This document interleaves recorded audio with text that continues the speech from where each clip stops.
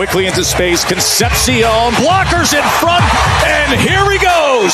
KC says TD. This is 365 Sports.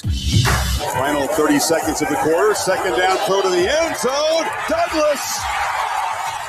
Touchdown, Texas Tech. What a drive.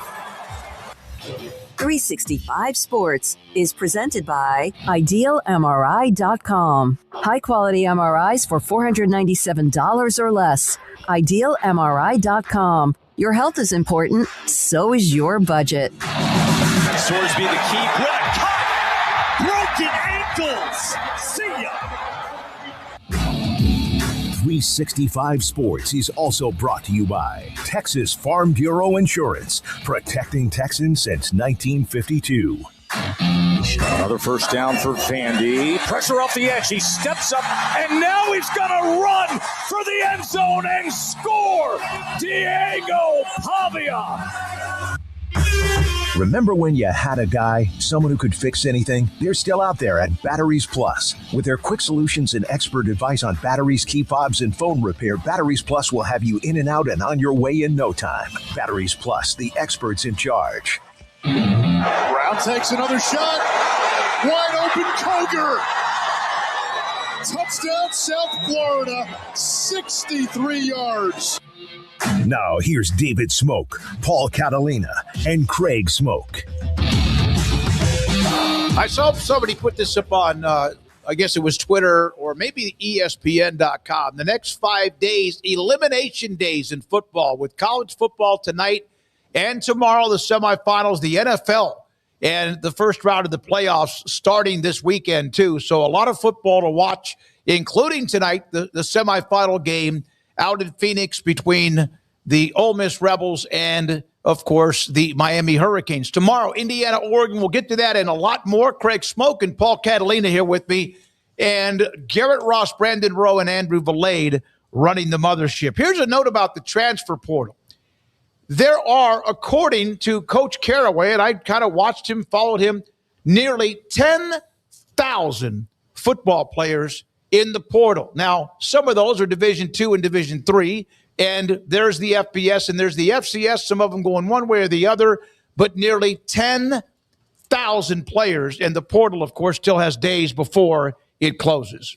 Yeah, and the thing is that they're not – it's not 10,000 players that are going for 10,000 spots, right? Because there are incoming freshmen that have taken up a large a lion's share of those spots. So thousands of them will be without places to play. And sometimes that means that you just are not a college football player anymore, and you maybe were just above your skis, but then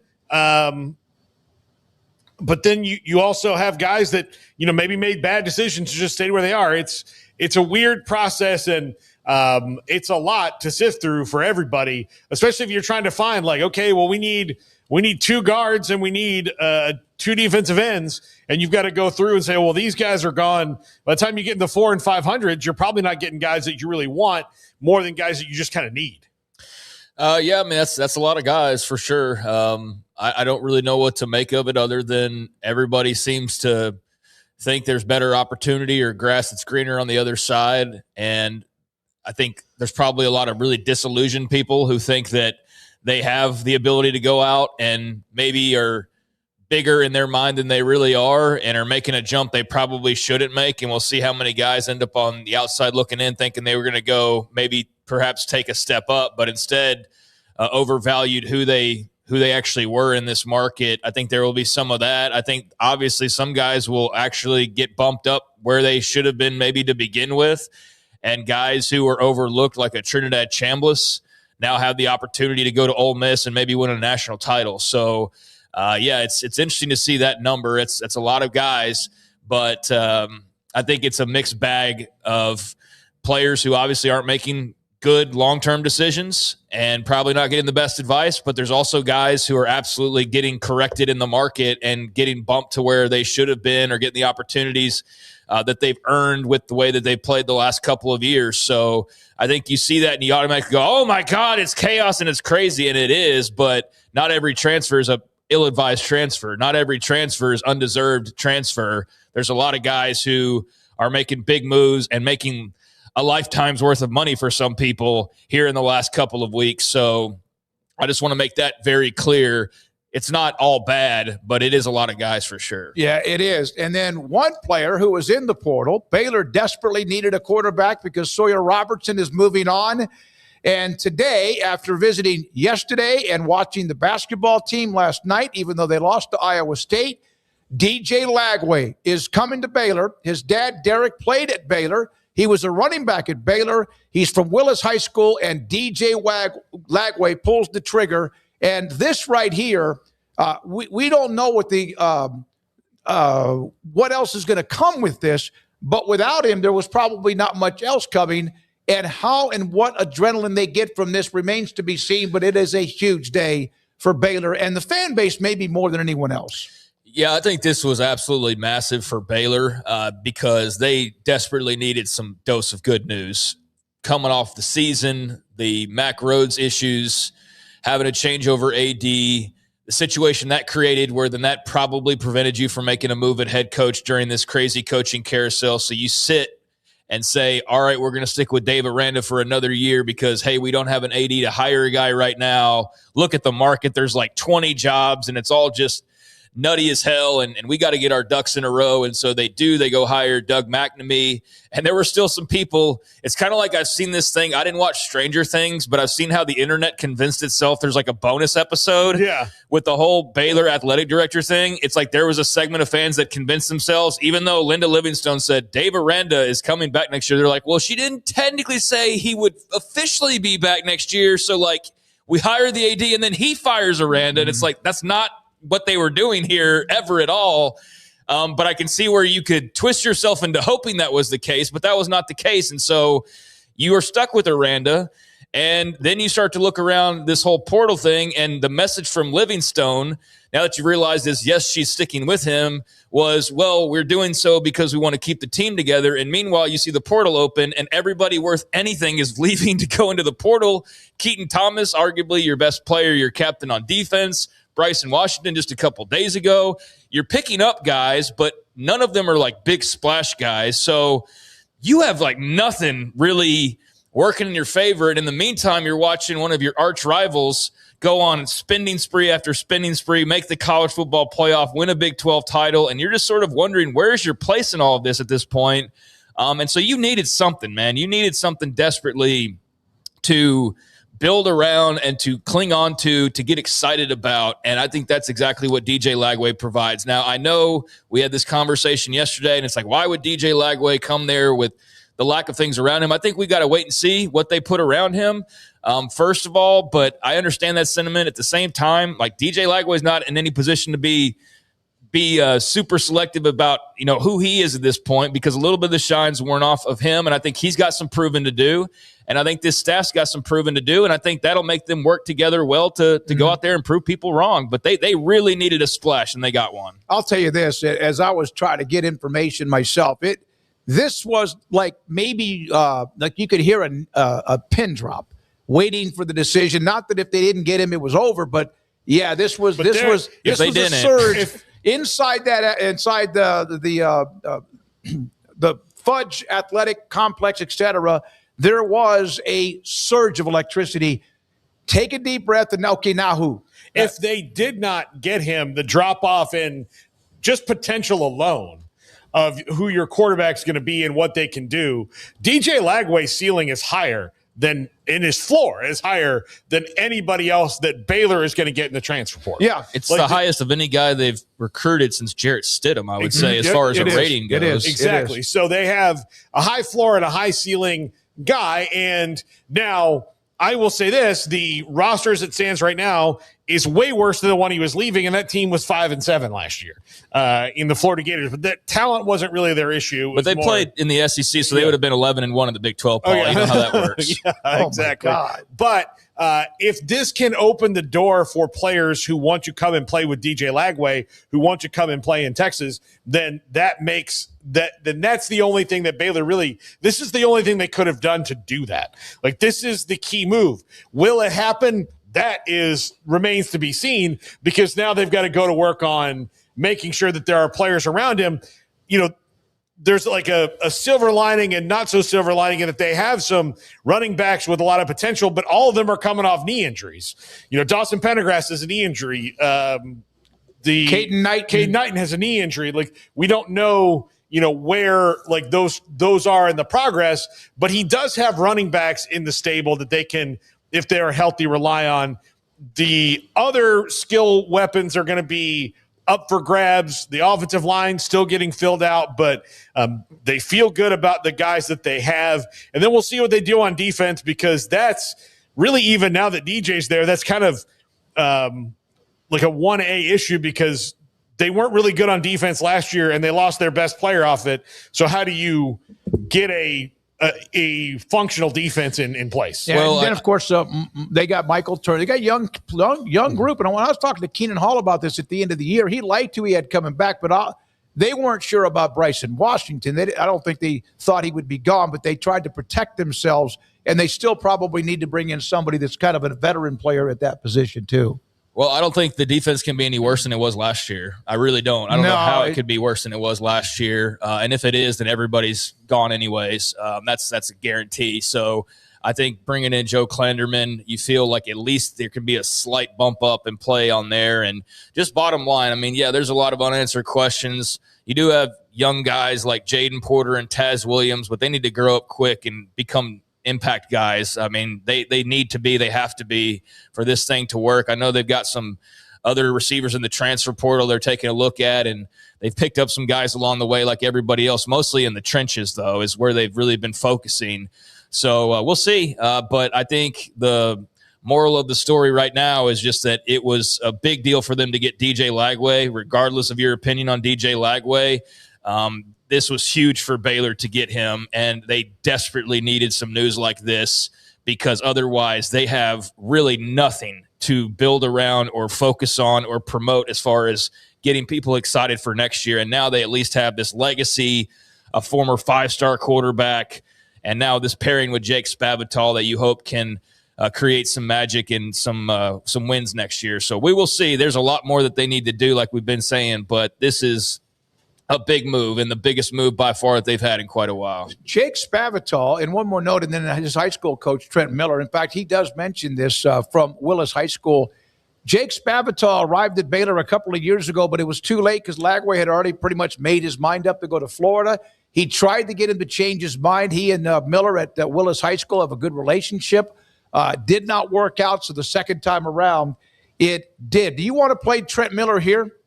Here is Willis football coach, just like 2.5, 3 minutes, Trent Miller on talking to Derek Lagway, the former Baylor player, DJ's dad, and what this means to Willis and he thinks the Lagway family. Yeah, Derek and the entire family are ecstatic, man. Having DJ, again, back close to home where it's a lot less of a significant burden to try to get to games. And, Derek was a Baylor grad. And so there's a lot of family ties there. But yeah, just going through the entire process, man, it's stressful. Having a kid make a lifetime decision in a matter of a short 2-week window is difficult, man. And so for them to be where they are now, I'm sure I don't want to speak for Derek, but in the conversations we've had, it's probably a humongous burden lifted off of the family shoulders. And now they're home and ready to get to work. What do you think he learned and what Jake Spavital, the offensive coordinator who's had success with quarterbacks before, this opportunity for him? Yeah, I think the biggest thing DJ's learned through this entire journey is really, the business side of collegiate sports and, what that looks like. And DJ had a lot of fun at Florida. Like I said, he had a lot of success there. It kind of just ended up being the perfect storm of everything that could go wrong, went wrong, in his time there with coaching changes, university, injuries, all the above. But anybody who knows DJ knows what he's capable of doing. DJ's a special young man. He's a special talent. And playing in Jake's offense at Baylor, man, I couldn't be more excited for that. We do a lot of the things, at Willis High School that Jake does in his systems. And, from a quarterback development standpoint, I don't know that there's many other guys in the country that are better and developing DJ in the system that Jake runs than Jake is. So for that, we are beyond ecstatic for him. Did you talk to Jake Spavital at all? Did he visit with you along the way of the recruitment? No, I haven't this cycle. Me and Jake's relationship go back years, just with him recruiting kids from places he's been all over the country. Me and Jake have a good relationship. And it's funny, when he actually got to Baylor, I guess it was 2 years ago, right before DJ had signed, Jake had come up and spent some time with DJ, and had the timing been a little bit different, I don't know that there might have been a different outcome a few years ago. Not speaking for DJ or the family, but they hit it off tremendously 2 years ago when they were in my office. And like I said, the scenario and situation that DJ is walking into, getting to play for him and train under him is, I don't think there's a better scenario in the country for him. Was Derek relieved that this process is over? Because I'm sure it's taken its toll. Yeah, I believe he is.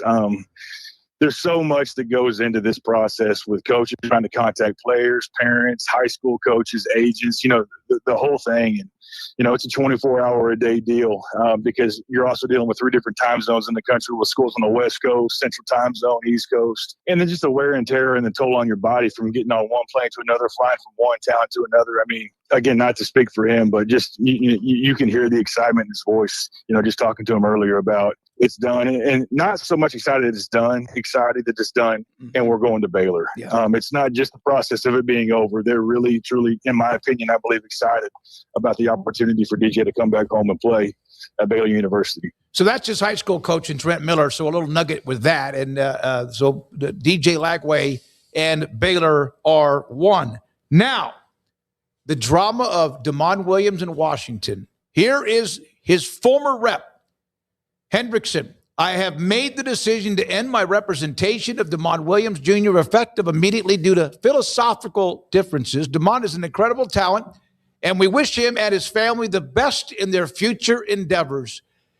This also led to Darren Heitner, who has been very much involved. There's a Florida grad, very much involved with NIL and lawsuits. He's got the one was his name, Lucas at Wisconsin, that wanted to transfer after he had signed, and he got to be able to do that. And so Heitner is now representing Washington quarterback Damon Williams. Yes, and that he is not represented, I think, in his transfer recruitment. He's represented in the lawsuit, but I'm not sure how that all goes, because he's prosecuting a similar case right now. Darren Heitner, has a corner kind of on some of these things. He and Tom Mars, albeit kind of slightly different lanes, but all about player rights. Best in future endeavors is, I don't know if that's is that a nicety, or is that like the way of like, this didn't go well? Oh, that's the things didn't go well. I'm going to be as polite as I can as we make this separation very clear. So at the beginning of the show yesterday, we were talking about this because I think rightfully so. I mean, he's with Washerman Football, which is a big agency. That what did the agent tell him, and then what changed in 4 days after this agent told him to sign this contract, that we got what we wanted out of it? What happened, and why did that agent do that? Well, clearly the agent didn't, and somebody else did. That's what I was wondering. Did somebody else come in here? Is this business relationship soured quickly because he went and got the deal done at Washington, and then 4 days later, Damon Williams goes in the portal anyway. Something he could have done 4 days before if that's what he really wanted to do, but then someone who I guess hadn't tampered with him yet. Yeah, man, Paul, that's the simplest solution. Is like, I know you keep the 4 day. Like, clearly somebody came in after that and said, like, hey, we want you, and here's $5 million. And I think the reason I'm confused is if they're all tampering anyway, they hadn't tampered with him yet? Because they didn't know they needed him. That's like they thought they had Sam Levitt or something, and now they're like, oh, well, we don't have him. Now we got to pivot. And so, like, that's what happened is I don't think there was a known need for him. And then you got news that, oh, we're not going to get the guy we thought we were going to get. Now what do we do? And you go back into your Rolodex. And that's what I think is what happened here. Now, I just don't know whether it was LSU, although based on their fan base and the reactions, it very much seems like it's LSU that's involved here, or if it's Miami, who's just playing it a little bit quieter than normal because they're busy with this whole playoff thing. but there are some teams that still need quarterbacks. And yeah, I think he thought he was going to stay at Washington. I don't think he intentionally said, I'm going to do this and then pull out of this in a couple of days. I just think that would have been a giant waste of time for everybody. So anytime I see Darren Heitner's name, I just immediately cringe because I just know it's going to be a story that I don't really enjoy talking about, but sometimes those stories are necessary. And I think there is some necessary clarifying that is desperately needed with this sport and its rules and regulations. And we need to figure out if players can sign contracts or agree to contracts and then in less than a couple of days, 4 days time, pull out and then say, never mind, I'm going to go somewhere else. Like if this leads to there being rules that prevent stuff like that from happening, then congrats to Darren Heitner and Xavier Lucas and Damon Williams and whoever else. But it also could very well be lawyers being lawyers and swimming like the sharks that they are and not wanting anything but what's best for their client, which is their job, but also not having any interest in it being a different type of a way and taking full advantage of the craziness where it is right now. And I feel like, yeah, every time Darren Heitner pops up, it's always somebody trying to enforce something and him going, nuh-uh, you can't enforce that. And then we're right back to square one where it's like, all right, so are we trying to enforce things or are we not? And with him, I feel like it's always a pushback. Now, is he legally justified in that pushback? Then, yeah, if he is, then no harm on him. It's just that that's typically what comes with the territory. So, yeah, they're going to fight this, and we'll see if it's like Xavier Lucas. I mean, the simple solution is he's just going to unenroll and then go enroll in Miami. And that's exactly what happened with Xavier Lucas. I believe that's still being fought, but too little too late as far as his career goes. And Damon Williams will go play at Miami or LSU or wherever. And then by the time he's probably done, this will still be unresolved. And it won't matter, but I think the situation sucks. I think this is a sport that I love dearly, but this is a prime example of, like, this is why we got it. Like, this is not good for anybody in the sport. And you may be celebrating it now because you're an LSU fan and you feel like, oh, we're going to get our quarterback. And let's face it, LSU fans don't care about rules whatsoever anyways. But at the same time, that's going to come back and bite your ass at some point in time as well. Like that's going to come back around in some form or fashion. So, yeah, man, they desperately need some legal intervention of some sort, but this is a crazy story. Heitner has also busted the balls of some other agents in what they're doing and what they're trying to do in protecting players from getting gouged. I've seen him do that. So I don't think he's, because we've had him on this show, I just think he is going to the letter of the law, if he sees something that can be bent and or can be enforced in the favor of the player, he's going to do it. No, and I'm not saying otherwise. I'm saying that every time I see that, I cringe because I know that another potential rule is going to the wayside because there's legal standing to say, no, that's not how this works. And that's necessary because they need to fix that to where you can't have a Darren Heitner that jumps in and says, well, wait a second, I know he just agreed to this, but it's just a painfully slow process to get there. And every time he pops up, it's another L for the NCAA almost automatically. So, yeah, he's doing his job. I'm not blaming him other than when I see his name, it's typically not good news for people who want some framework in college football. Darren and I exchange DMs on Twitter occasionally. I ask him questions about comments and things. And so I have a small relationship with him just through that. And I do get the impression that he's just a player's first advocate. Mm-hmm. He's very in favor of collective bargaining. And I think that this is how you get there. And this is the hammer that he can swing and he stands to gain significantly from it. Like, this is his lane. He's figured it out. And here's the thing. The NCAA could very easily take that lane away. If they just wrote reasonable contracts and rules and collectively bargained, he would have to find a new lane. Yeah, it's not his fault. It's all in the legal up and up, and he's going by the letter of the law. So, it's not about him. It's just that you see the name and you go, all right, what is the NCAA going to crash out on this time? Oh, Damon Williams? Okay. Well, so they're going to probably lose a case where you can agree to a contract and leave days later. The whole situation's a mess, and hopefully it's cleared up pretty quickly. Lucas was at Wisconsin. He's now playing tomorrow night for Miami, right? Tonight? Tonight for Miami. And I'll just wrap it up with this. Look, coaches, if you're going to tamper early on. Tamper with everybody. Don't wait until the kid announces he signed a contract and then tamper with him. Just tamper with him in the classy way.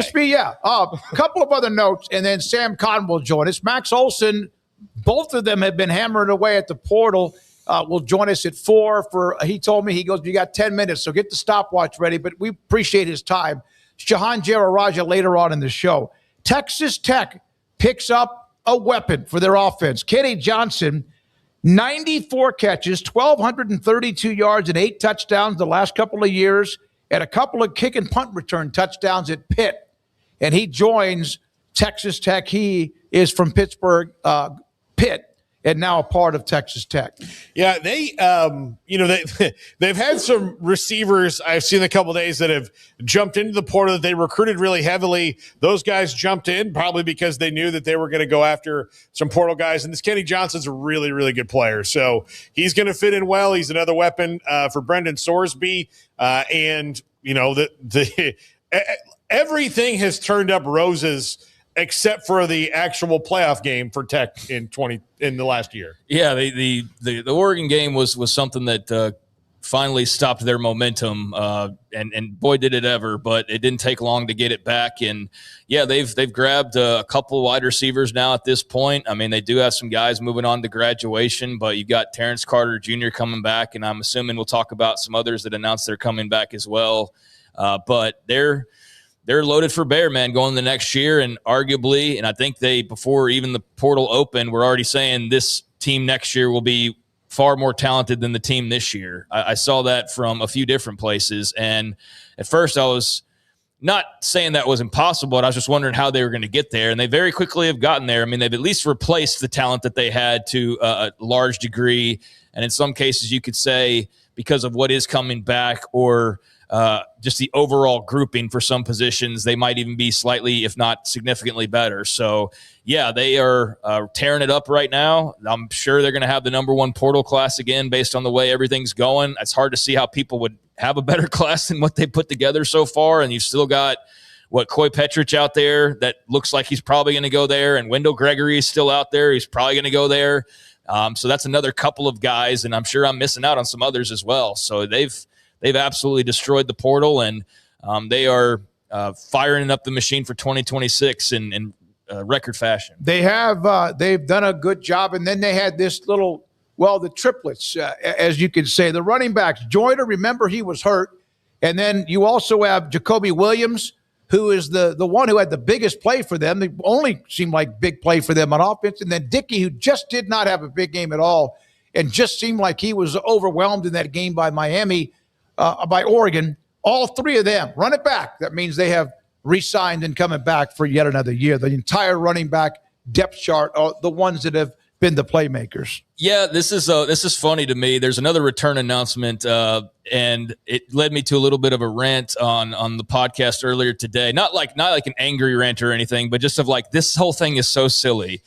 So when we saw the new trend start a few weeks ago of the guys announcing that they're re-signing deals, you were like, I think you were piggybacking off of like Joel Klatt ranting about it and a couple of other people that were not in favor of these, hey, we're coming back announcements.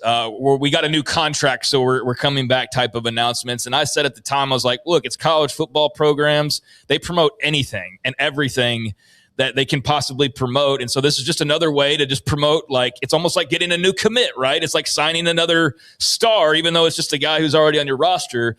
So I totally understand why you do that.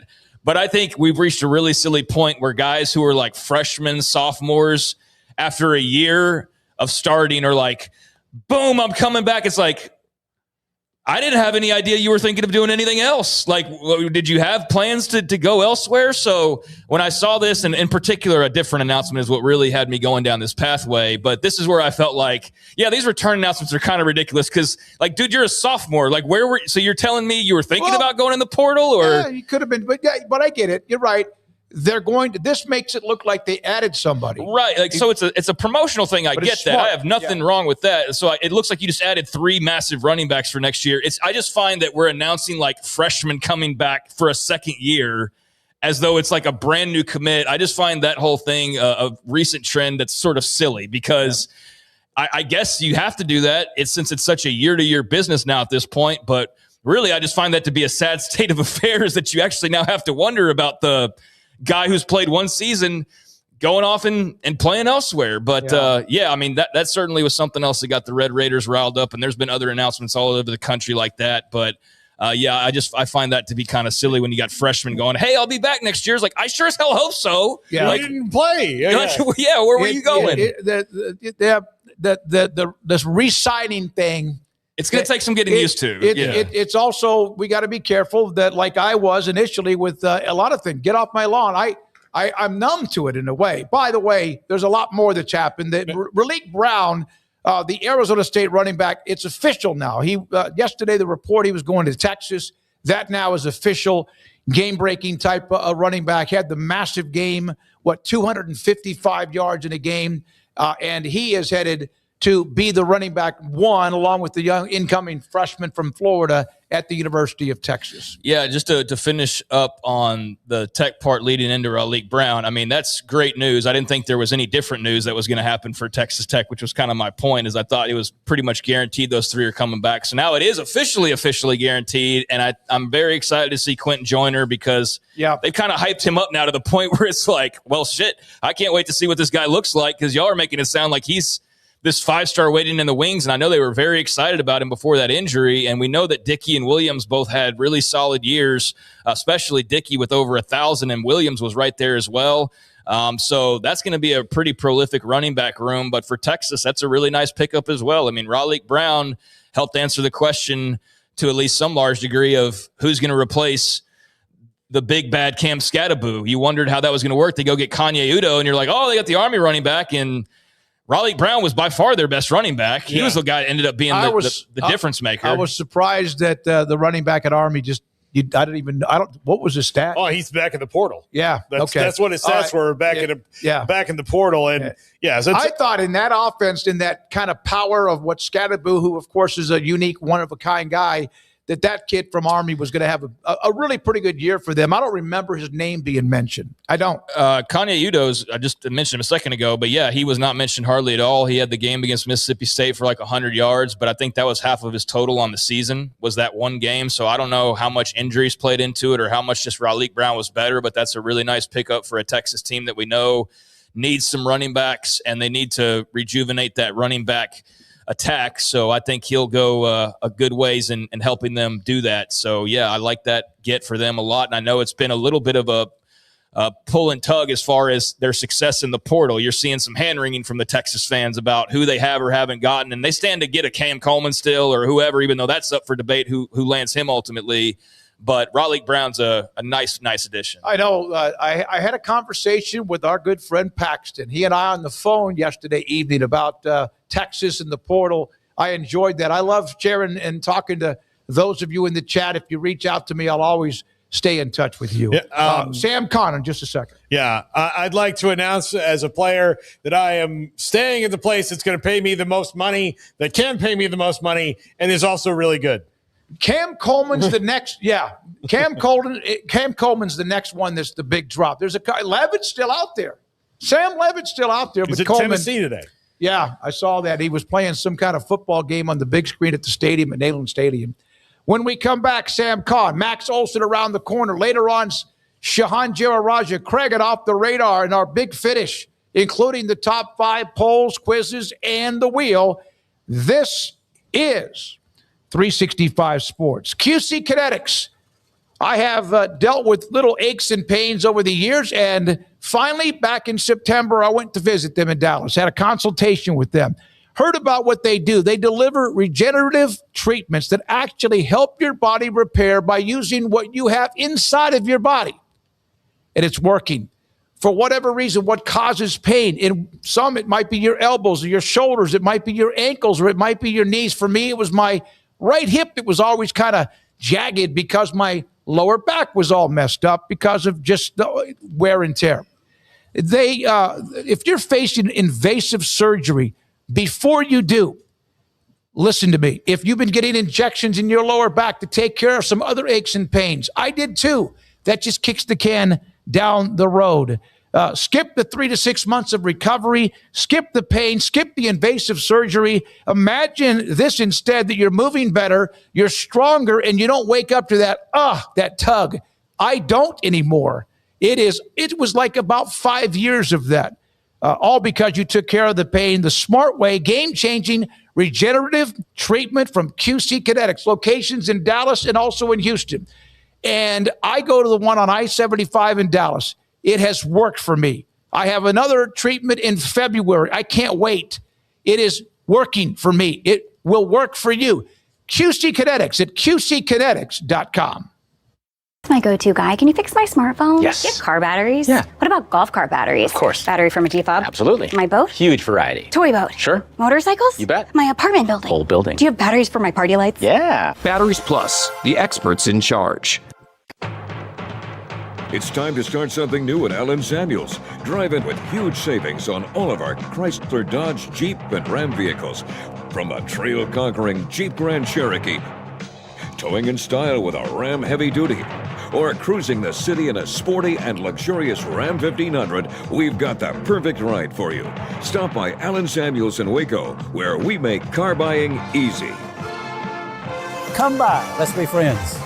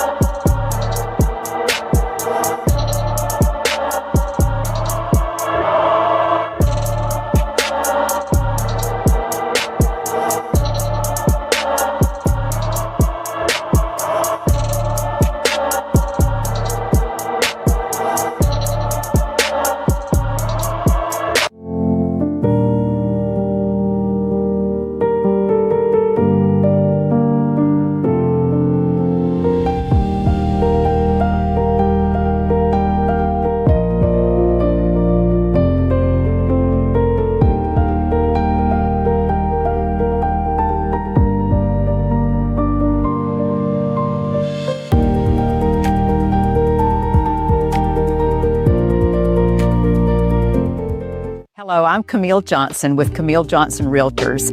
We specialize in selling residential real estate agent all across our community, and we love serving all types of families. We have been in business at Camille Johnson Realtors for almost 9 years, and I have been a residential real estate agent for almost 40 years. And we love our partnership with 365. So thank you for partnering with me, and thank you so much to all of my clients who have made our company a success.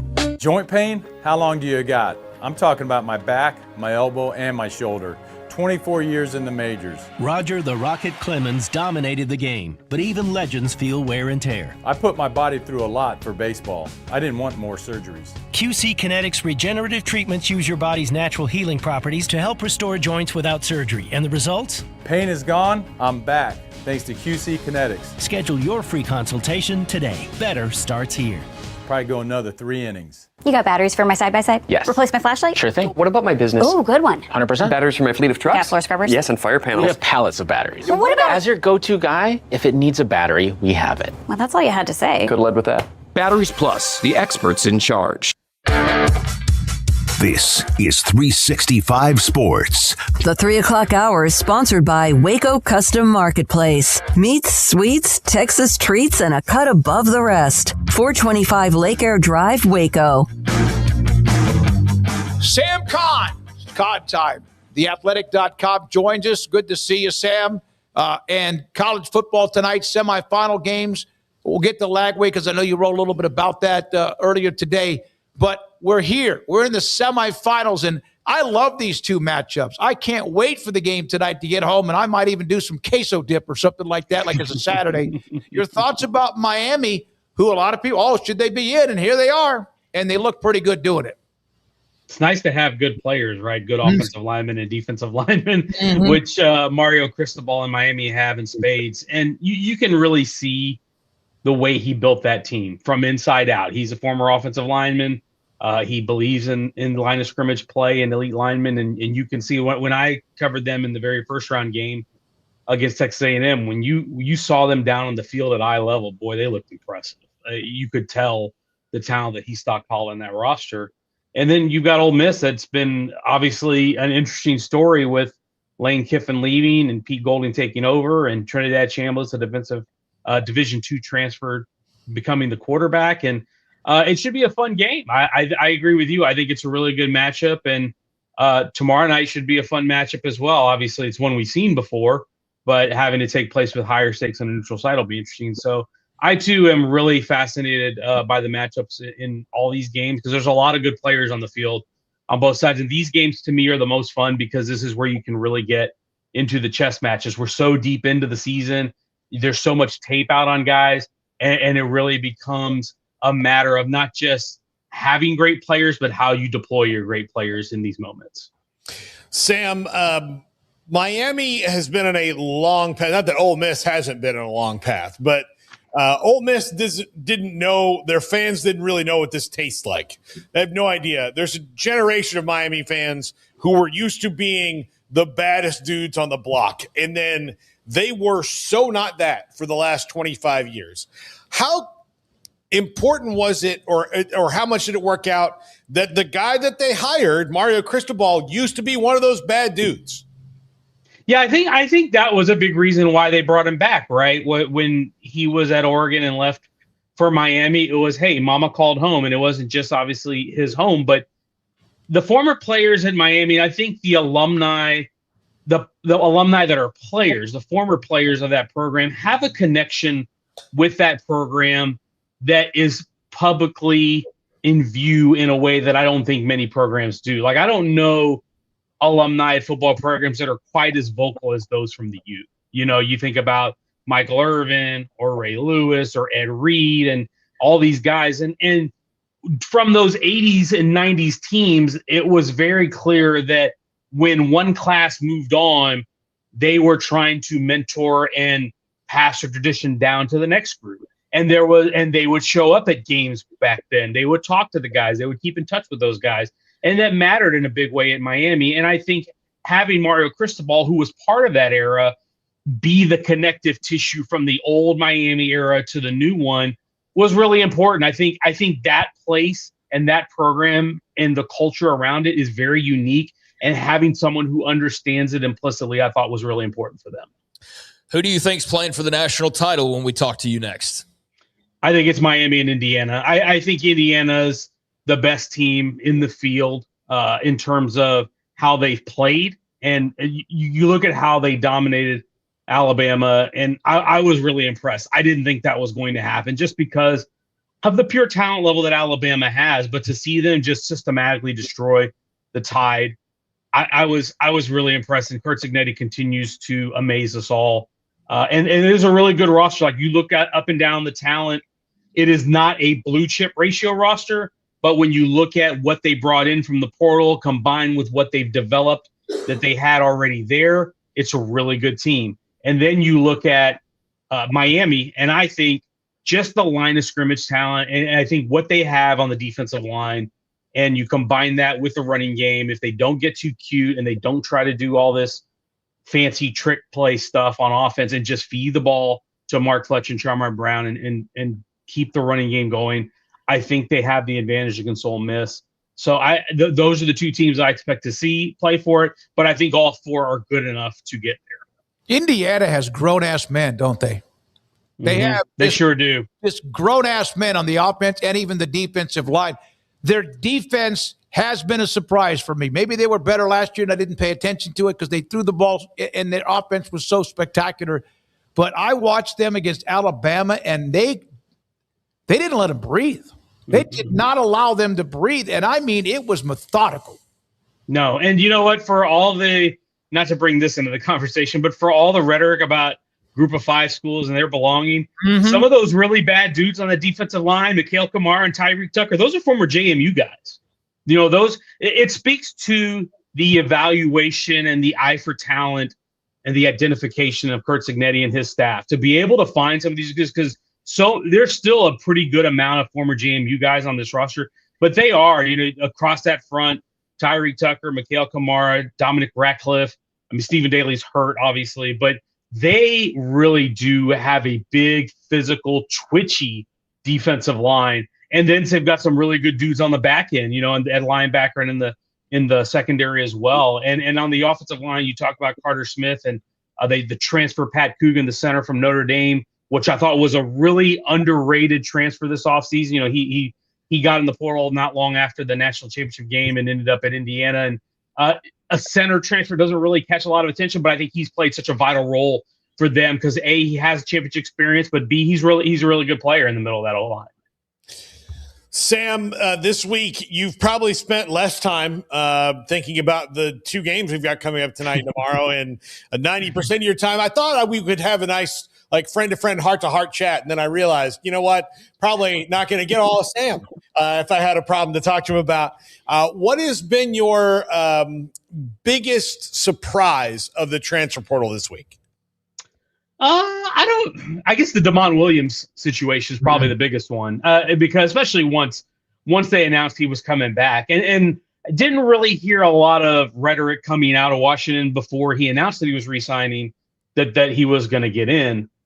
Certainly you always open the possibility. At this point, you feel like everybody's year to year. So it's really hard to be surprised by a lot of these things. But once he re-signed, and that announcement came through, you're like, okay, well, Washington's running it back with their quarterback, and their coach is back. Jet Fish didn't leave, so you figure that was going to be, there would be some continuity there for Washington. And then to have the announcement that he was getting in the portal, and to find out obviously that the contract was signed, that's a big one, and at a big position. This is a little bit different from last year. I mean, the situation is similar to Xavier Lucas last year, who went from Wisconsin to Miami, but it's a little bit of a bigger deal because it is a quarterback and because it is a face of the program type of guy over there. And Damon Williams is a really good player. Let's not make no bones about it. That there's a reason why other programs are going to want him. So that's probably the biggest surprise to me. The rest of it, I think, are there some guys here and there that maybe you were like, oh, I didn't expect that guy to get in? Sure, but nothing quite as jaw-dropping as the Damon Williams situation. Sam, we knew that Cody Campbell wasn't going to be just a one-and-done type of super donor, that they've made it very clear that this is like something they're building, and what an incredible start with the success they had this year. But you wonder, like, how are they going to run it back? And they're like, well, you just wait and see. And here they are with the number one portal class, and it's hard to imagine, even though Indiana's off to a really nice start as well, that they're not going to have the number one class again. They've got like 7 edge guys, or like like 3 edges and bunch of receivers and Sorsby, and it's impressive. It's impressive what they're doing, and you believe in that this is a thing that's going to be not only in it for the long haul, but a better version of what we even saw this year. I will say I think they're going to be hard pressed to have a better defensive line than they did a year ago or this last season. What they had with David Bailey and Lee Hunter and Romello Height and AJ Holmes, that is really hard to replicate. And that group right there carried them to the Big 12 championship in the playoff. I don't know that that's replicable, but they sure as hell are doing their damnedest to try to find out if it is. Yeah. Because, I visited with James Blanchard, the general manager, a couple weeks before the portal opened, and I asked him, I said, what are your needs? And he's like, we need 3 interior linemen, we need 3 edge rushers. And I'm thinking to myself, y'all are going to spend a lot of money in the portal again. And they've done really, really, really well. Obviously they got the quarterback. Everybody focused on Brendan Sorsby, and that one was connected really from the start, from the time he got in. So not a surprise there, but they got their guy. I think that was an upgrade. And, getting some of the guys they've gotten, Austin Romaine, the Kansas State linebacker, I thought was a really good pickup. Trey White, the San Diego State edge rusher, I thought was a really strong one. Adam Trick from Miami, Ohio, that was a name that actually surprised me. I did not know until he ended up, visiting and committing that they were in on him. He was one when he got in the portal or announced in December that he was going to get in. It became evident when you talk to people really early that he was going to be a guy that was going to command a lot of attention, a lot of money in the portal. Really one of the most productive pass rushers in the country last year when you get past the Texas Tech guys. So that was a really good one. And then they got the guy from Wake Forest. They keep stockpiling guys and not even just high-level guys. They're also getting depth guys at a couple spots. And so I think they're doing a really good job of attacking the needs. Like I said, I don't know that you can get a level of play out of the front that they did last year, but they certainly are not going to lack for numbers and not lack for trying. I think their identification and their ability to acquire these guys has been pretty impressive, as you would expect. 3 guys on the edge, 4 defensive linemen, a linebacker, a veteran, experienced guy that's like glue, and then a couple of corners. A corner and 2 wide receivers. You got the Johnson kid, the wide receiver from Pitt, who puts up big numbers, and of course Sorsby allowed them to set the table. Sam Kahn with us. You did a story earlier today on Baylor needing an adrenaline rush and getting that with DJ Lagway. Yeah, it was. I think that was such big news for Baylor, and as you guys know, the mood around there ever since November has not been great around the football program. But I think this move really injects some much needed juice and optimism into the fan base and into the program. DJ Lagway, for all his flaws at Florida, he still is an elite physical talent. And like I said, if you guys hadn't seen him when he was in high school, you'll get to see him now in spring ball. Go watch him throw. Go look at him, just what he looks like on the hoof. He's an impressive young man. He's throws the ball with so much power and velocity. He's really big. He's got the ideal frame that you want for a quarterback. He can move really well. He's got tremendous arm strength. He checks a lot of boxes you want. Obviously, the injuries were a little bit of an issue. The inconsistency, you'd like him to take care of a little bit of the ball a little bit better.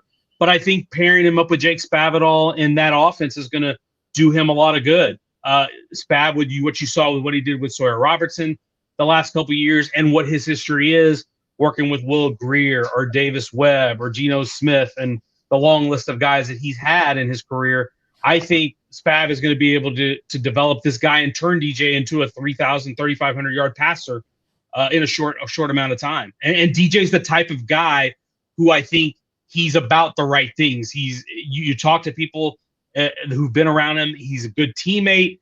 He carries himself the right way. So I think he'll be a good face of the program, a good ambassador for Baylor football. And so I think you want that as your quarterback, as your leader. And I think this is a really good step in the right direction for this program in 2026. And 1 year with Mendoza at Cal before he moved to Baylor. Yep. Sam, watching the transfer portal kind of shows you too who has gotten with the times and who is now figuring out that they're behind the times. Texas Tech, Miami, I think if you look at what Stanford and Cal are actually doing right now and the way that they're restructuring, those teams appear to have used the brain power available at most universities and figured out, hey, this is how you structure this new thing. And then there's a ton of them, who are still just like, it's going to change. It's going to go back, or the rules are going to change. I've heard multiple athletic directors be like, look, we don't want to get too involved in NIL because we don't want players to be declared ineligible. And I'm like, what movie are you watching? What do you think when you see those things? Yeah, I think it's a disconnect. It's a disconnect from university leadership and decision makers and the people that are in these coaching staffs and personnel staffs and the boots on the ground, so to speak. Because I will tell you, there's not a single staff in terms of, I say coaching staff, general manager, personnel director, NIL collective guy. There's not, none of those guys that I talk to are thinking the way that you're saying some of these university leadership people in university leadership are thinking. They're thinking, hey, we've got to win football games, we've got to get players, and we've got to do business the way business is done. I had a talk with Pat Stewart, the general manager at Nebraska, a couple weeks ago. We did a Q&A with him. We have a series of general manager Q&As, the athletic that we've run for the last couple of months. And I talked to Pat. Pat, as you guys know, was in the NFL for 17 years. He was with the Pats, the Eagles, with the Panthers with Matt Rule. Of course, he's now back with Rule in Nebraska. And the thing that Pat mentioned to me was how much the structure in college football is lacking compared to the NFL, and how wild the market is when you talk about the portal and how much guys are getting paid or how much they're commanding and what the agents are asking for. He said, some of it sounds like silly season, when you get before the NFL draft or before you get free agents and you hear all these wild rumors. He goes, but some of that stuff is real. And he goes, there's a degree of, you've got to do business the way business is done. And if you don't, you're going to get left behind and you're going to lose.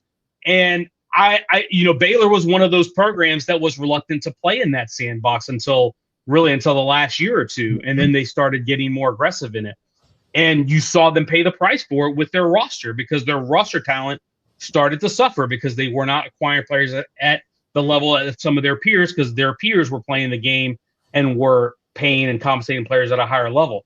And that's what will happen really quick. If you don't get with it, then you're going to lose and you're going to fall behind. So I think to answer your question, I think it's a disconnect from and this is part of the problem, or actually shouldn't part of the problem. It's part of the issue with college athletics is when you have decision makers who are not involved in the day-to-day, who don't really understand what's going on the ground level on the day-to-day, but are making the big sweeping changes and decisions that are going to impact the people on the day-to-day. And that's when you end up with a mess like we have now. Sam Kahn with us on 365 Sports. Enjoy the semifinals, sir. And one more week of college football. Like all of a sudden you look up as all this, and then 1 week left. And hopefully, I know you're in the portal quite a bit looking at that. You're doing a great job with that, too. We love you, man, and we'll see you next week. Thanks so much. Take care. Y'all have a good one. Sam Kahn, theathletic.com. Max Olson is just around the corner. By the way, happy birthday to Leslie Stockbroker. She has a birthday today, and so wishing her the very best. When we come back,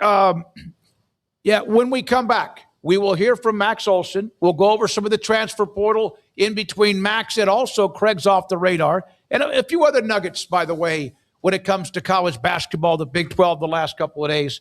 This is 365 Sports. It is Don Humidor and Coffee Beans in the Town West Shopping Center off Valley Mills in Waco with Joshua and Cheyenne, and they run it. And I was there Saturday. I played a round of golf Saturday morning and drove by, got my car washed, and drove by Don Humidor to pick up a handful of 6 to 8 cigars. Churchill length, that's what I like when I'm smoking. When I do smoke cigars now, it's pretty much almost exclusively on the golf course unless I'm visiting my brothers in Florida. Fantastic variety of what you want. Cohiba, Padron, Macanudo, Ashton, H. Upman, My Father, Romeo and Julieta, Arturo Fuente, Rocky Patel, and on and on and on. They have them. They also have what you need if you smoke cigars. For example, your humidor to keep them really fresh and moist, and the humidors that they have available for you. And then also you got to cut the cigar. You got to light the cigar. They have the cutters. They have the punch. That is the part where you punch at the back of the cigar so you don't get it all scraped up. And the torch lighters, different types of those. One time I went in, my Rocky Patel torch lighter wasn't working very well. It was inconsistent. They went in there, they fixed it, and poof, it worked perfectly. It hasn't stopped from that point. Cheyenne and Joshua, go to Don'sHumidorWaco.com and use the code word SMOKEY, SMOKEY, for 25% off your cart in your order. That's available, too, off of Valley Mills and Richland Drive in Waco.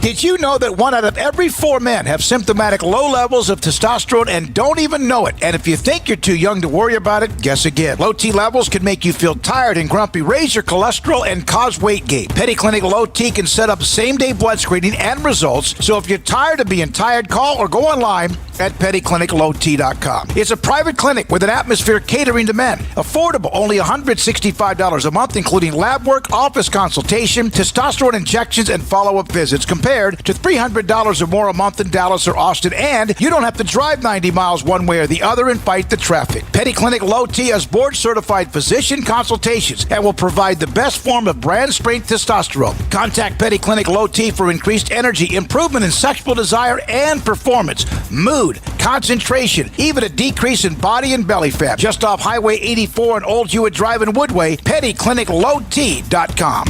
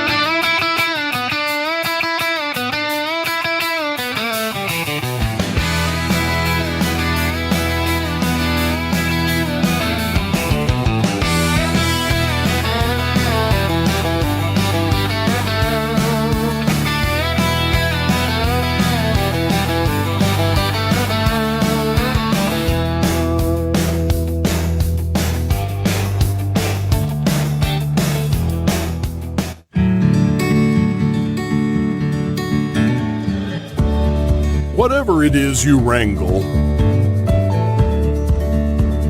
whatever seeds you sow,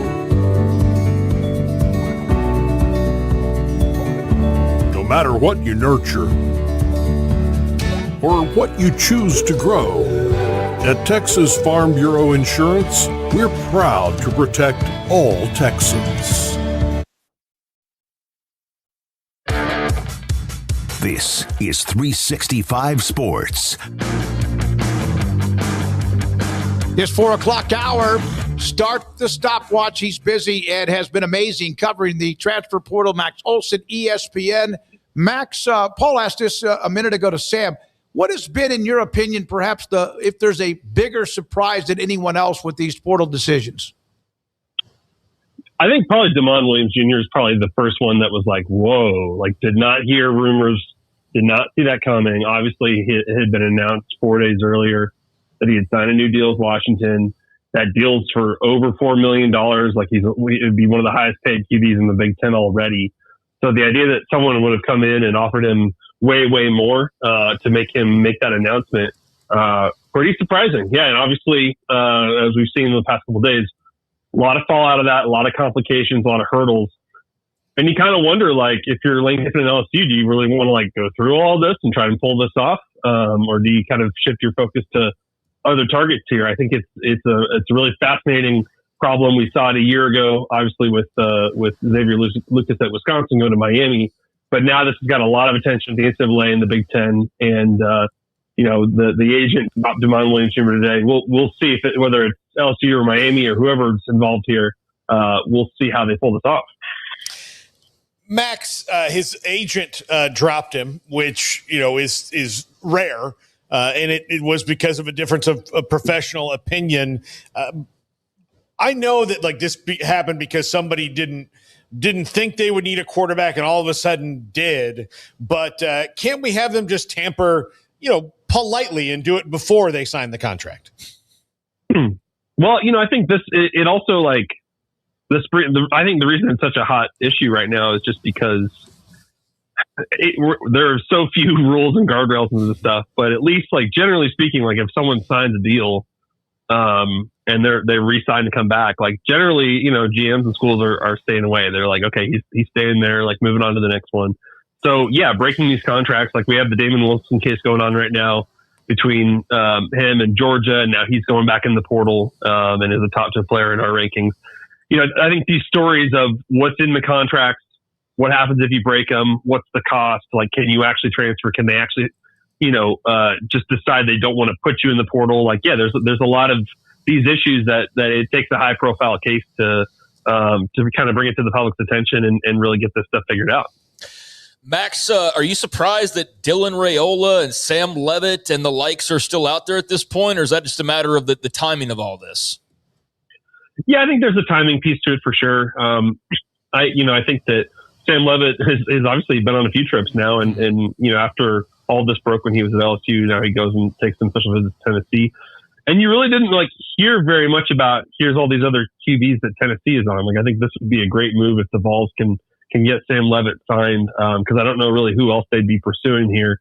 Of course, there's still Miami. I think that's the lingering mystery here. Oregon hasn't taken one, and Oregon's got to find out if Dante Moore is going pro or staying in school. Miami is the one that you still just don't really know who is the target for them. Is it somebody who is not in the portal yet? Do they make a run at a guy like Ty Simpson? Do they make a run at a guy they've already tried to pursue before who has resigned? I think Miami is the one that I'm very curious about. Are they, do they go at Levitt? What is the plan there? And then obviously LSU. I think everybody wants to know who's going to be the quarterback at LSU. So, yeah, and that might be the DeMond Williams thing, right? Say that again. Is the LSU thing, does it look like LSU might be the itch that's being scratched with DeMond Williams? Yeah, I mean, you talk to people in the personnel space, and I think that is their assumption that I think there's been a lot of rumors that it's LSU pursuing DeMond Williams for, $5 to $6 million, some significant raise over what Washington signed him at. And so, yeah, we'll see again. We'll see if that's something that they're able to put together. DeMond Williams is now working with Darren Heitner, and Darren Heitner helped Xavier Lucas through this case last year. And, you can operate outside of the portal. You can withdraw from Washington as a student and you can go enroll at LSU as a student and not do the portal. And so, if he really wants to be at LSU and LSU wants to do this, then they can make that happen. But obviously there's going to be some big challenges there in terms of the contract. Max, Texas Tech off to a blistering start once again on the cleaning up on the edge rushers. They're getting receivers, all sorts of guys. Sorsby obviously as well.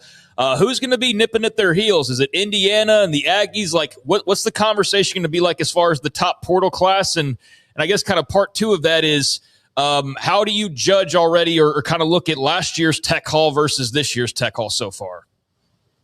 Yeah, it's a great question. I think that the ones that have been most impressive to me so far, I think Texas Tech and Indiana certainly at the top of that conversation. Obviously there's some of these Penn State and Oklahoma State where it's like the volume is insane and they're bringing so many players with them from their past job. Like obviously they're going to be very high up in these rankings, partly just based on the fact they're going to be taking 30, 40 guys. But I think Texas Tech, they're off to a killer start. To be able to pair Trey White and Adam Trick as pass rushers and to get Mateen, I'm going to say his last name wrong, so I'll just skip it. Mateen, the defensive tackle from Wake Forest, is a top 10 player in our rankings. If you're replacing David Bailey, Romello Height, and Lee Hunter, that's a pretty incredible haul right there. And then to have Brennan Thorsby and get that deal done, and now to be chasing Cam Coleman and to be chasing Coy Parrish and like the very best player still available. If Texas Tech can pull this off and close on Cam Coleman, that'd be pretty insane. And we're talking about them as a national title contender again next year. I still some work to be done before we can like totally compare it to last year's class, but certainly I think James Blanchard has once again gone out and signed the players that he's wanted to sign. Max, who are you surprised has not had a good portal class yet?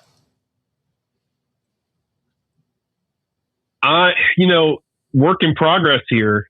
But I think there is a lot of interest and intrigue in like what's going on in Texas right now. And I think part of that is just you've got some really talented players who are leaving that program. And, I think this is the thing that as much as there's a perception of it that, hey, man, these powers have so much money.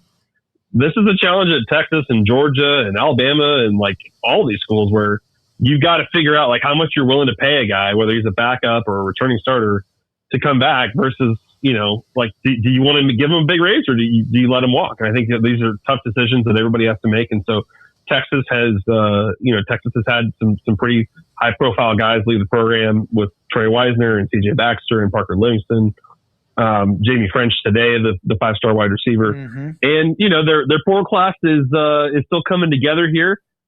Certainly I think that they looked at the landscape there and wanted to get involved on Isaac Brown or on Jaden Baugh or on Jordan Marshall, and those didn't work out. They're in on Andrew Sprague. He goes back to Michigan. And so, that's the really hard thing when we get into this and this stuff moves so fast, is that if you're pursuing guys and they don't come and you have you wasted time, it's pretty brutal because everybody else is committing elsewhere and is off the board. And so, interested to see how Texas, if Texas wins on Cam Coleman, that'll obviously change the whole narrative and conversation. But I can certainly see on social media Longhorn fans a little bit concerned about where things are at right now.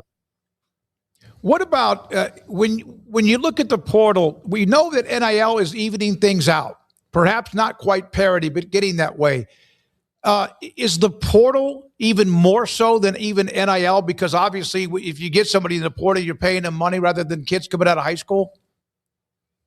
What do you mean? Is the NIL? The NIL has evened the playing field in a lot of different cases. We've seen what in Indiana, Texas Tech.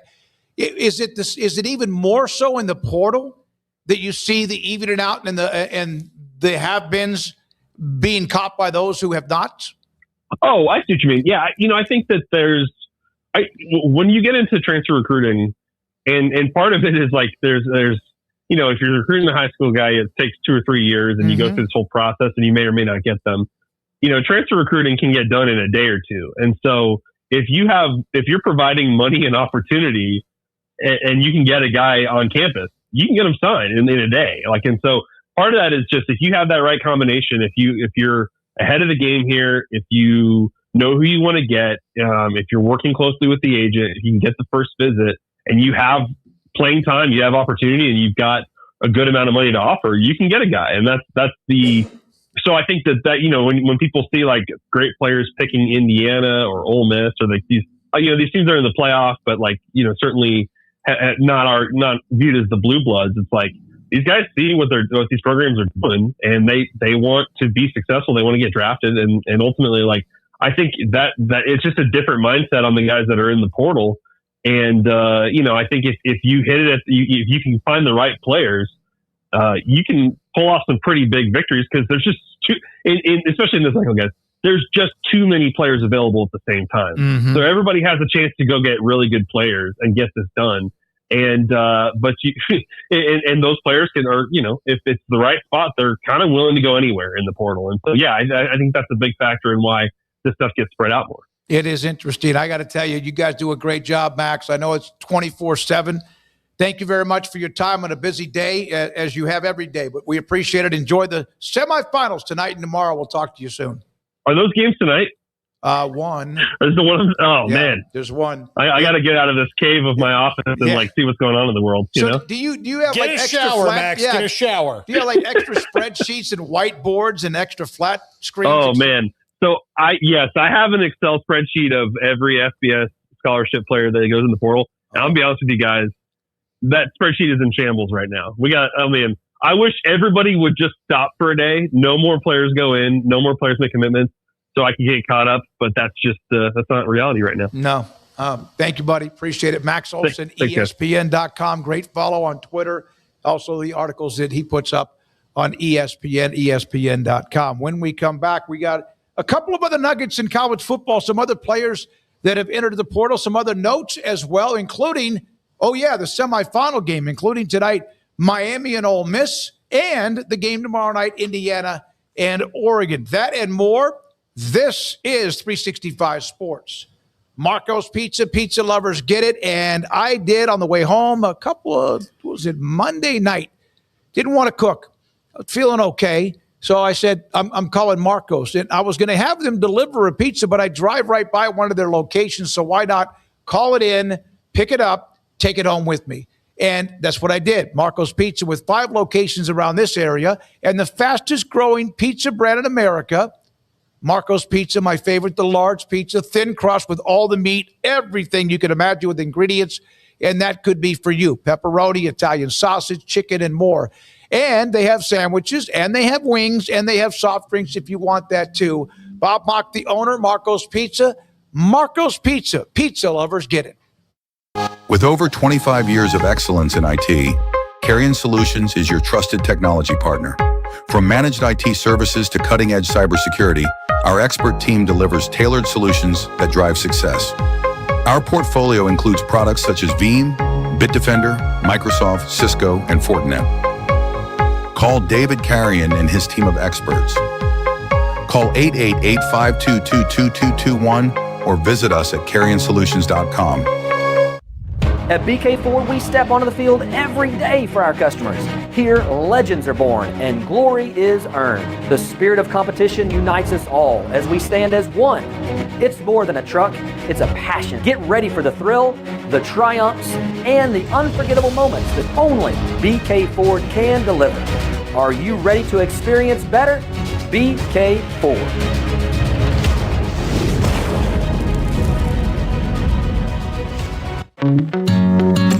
Established in 2007 and independently owned, Alliance Bank Central Texas is committed to helping families and businesses meet their financial goals. From their tellers to their board of directors, they know the importance of superior service and competitive products. Customers have confidence knowing that their financial needs are in good hands. It's your bank, Alliance Bank Central Texas, with 2 Waco locations, 4721 Bosque Boulevard and 191 Archway Drive on Highway 84, and at alliancebanktexas.com. Member FDIC and equal housing lender.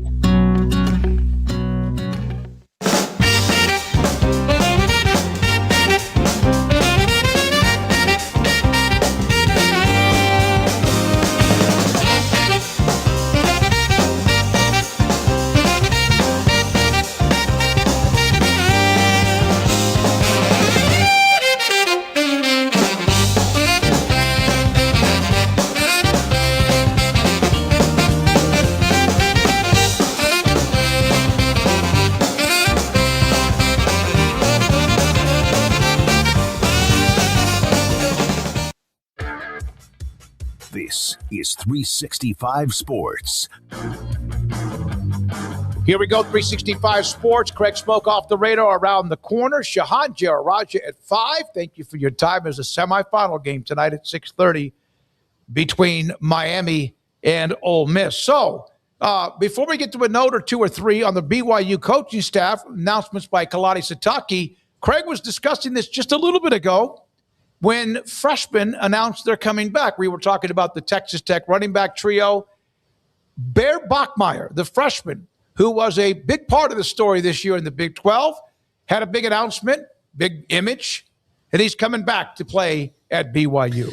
Yeah, I mean, as you said, BYU's making some coaching moves, and they've found their new DC, but Bear Bachmeier putting out a note on social media, a big graphic that said, "Run it back," and tagged BYU football in it, and that's great news. He had an excellent freshman year. I mean, to think of where they were in the immediate aftermath of the Jake Retzloff news and kind of how that felt and how quickly they pivoted and turned bad news into good news. It's just real a testament to that staff and their culture and all of those things. But my little bit of I don't know if that was a tangent really, but my little bit of this is kind of goofy was really based more on this announcement, but really the collection of them that we've seen. This one's the one, though, that when I saw it earlier today, I was like, wait, Bear Bachmeier's announcing that he's coming back? Like, what are we even doing here? Of course he is. He's a freshman quarterback at BYU. Like, where would he be going? But the fact that it needs to be said, I guess, is just a state of where we are. But I'd also know, again, it's promotional, and it's a big feel-good message for the BYU fan base, as evidenced by the tens of thousands of likes and retweets and everything that it's gotten. So I don't think there was ever any doubt that he was coming back next year. But just in case you were wondering, yes, the true freshman starting quarterback at BYU will be the true sophomore starting quarterback at BYU.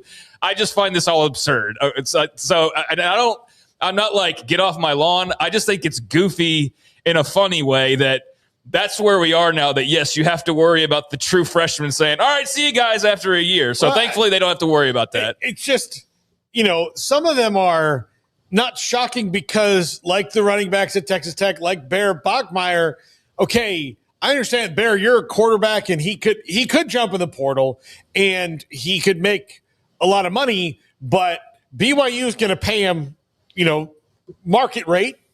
Really well, and their team is really, really good. So is there a better situation out there for you as an individual, Bear Bachmeier, than BYU? No, but happy that you're coming back, I guess. It's just weird to hear that you would say, like, hey, a situation you would think is perfect for me? I agree. I know that he's a guy who obviously started off elsewhere, so it wasn't like BYU. He's not LDS, like where that was in his blood, and that's just like a no doubter. So I guess maybe there was some reason to think that, okay, maybe somebody could come knocking on the door. But yeah, this was the one to me, and Garrett can attest to this. I saw this and I was like, wait a second, what? Bear Bachmeier's now making announcements that he's returning? Like, this is insane. So great news for BYU. He was awesome. Can't wait to see how he jumps from year one to year two, and they've got some other things going on that we need to mention here. Well, yeah, they have some coaching staff new. Kelly Popinga, who was a hell of a player at BYU, 17-year coaching vet, coached at Boise State, Virginia, now BYU, has been on their staff there as the special teams and defensive ends coach. He has now been promoted with Jay Hill gone as the defensive coordinator.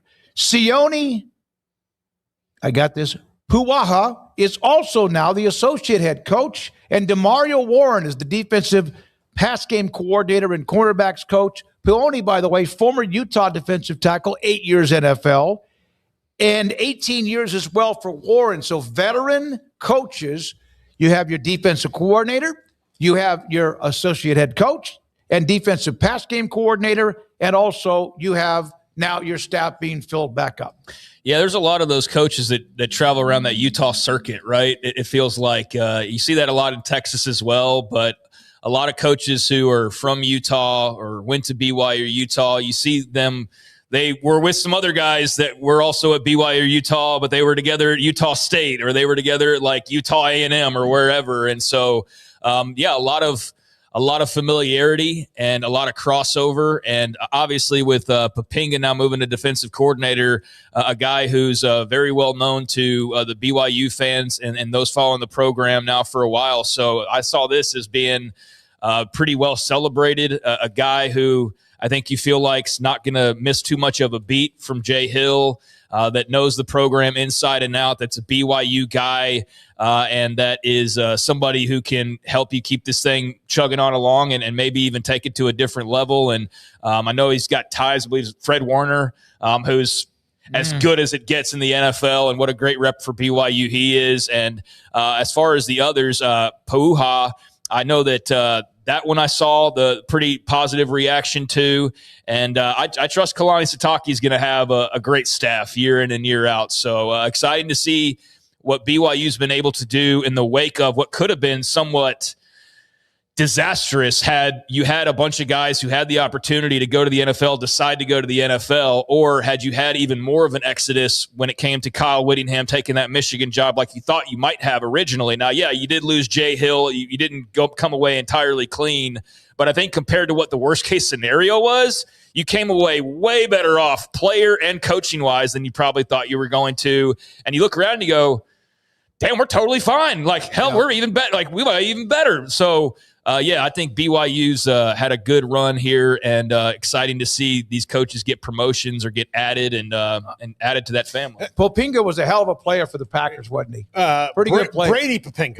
I'm sorry. You're thinking of Brady Popinga. Okay, that's right. Okay. And I'm sure they're probably related somehow. There's probably I'm sure not a bunch of Popingas floating around out there. But yeah, he also went to BYU. Yeah. Wonder why, Yeah. No, I met him at Super Bowl one time, Brady Popinga, I think at the party. But I wonder, you mentioned Fred Warner, who, even though he's a 49er and I've never been a fan of that team, I love watching Fred Warner. I hope he gets to play. Incredible. He's awesome.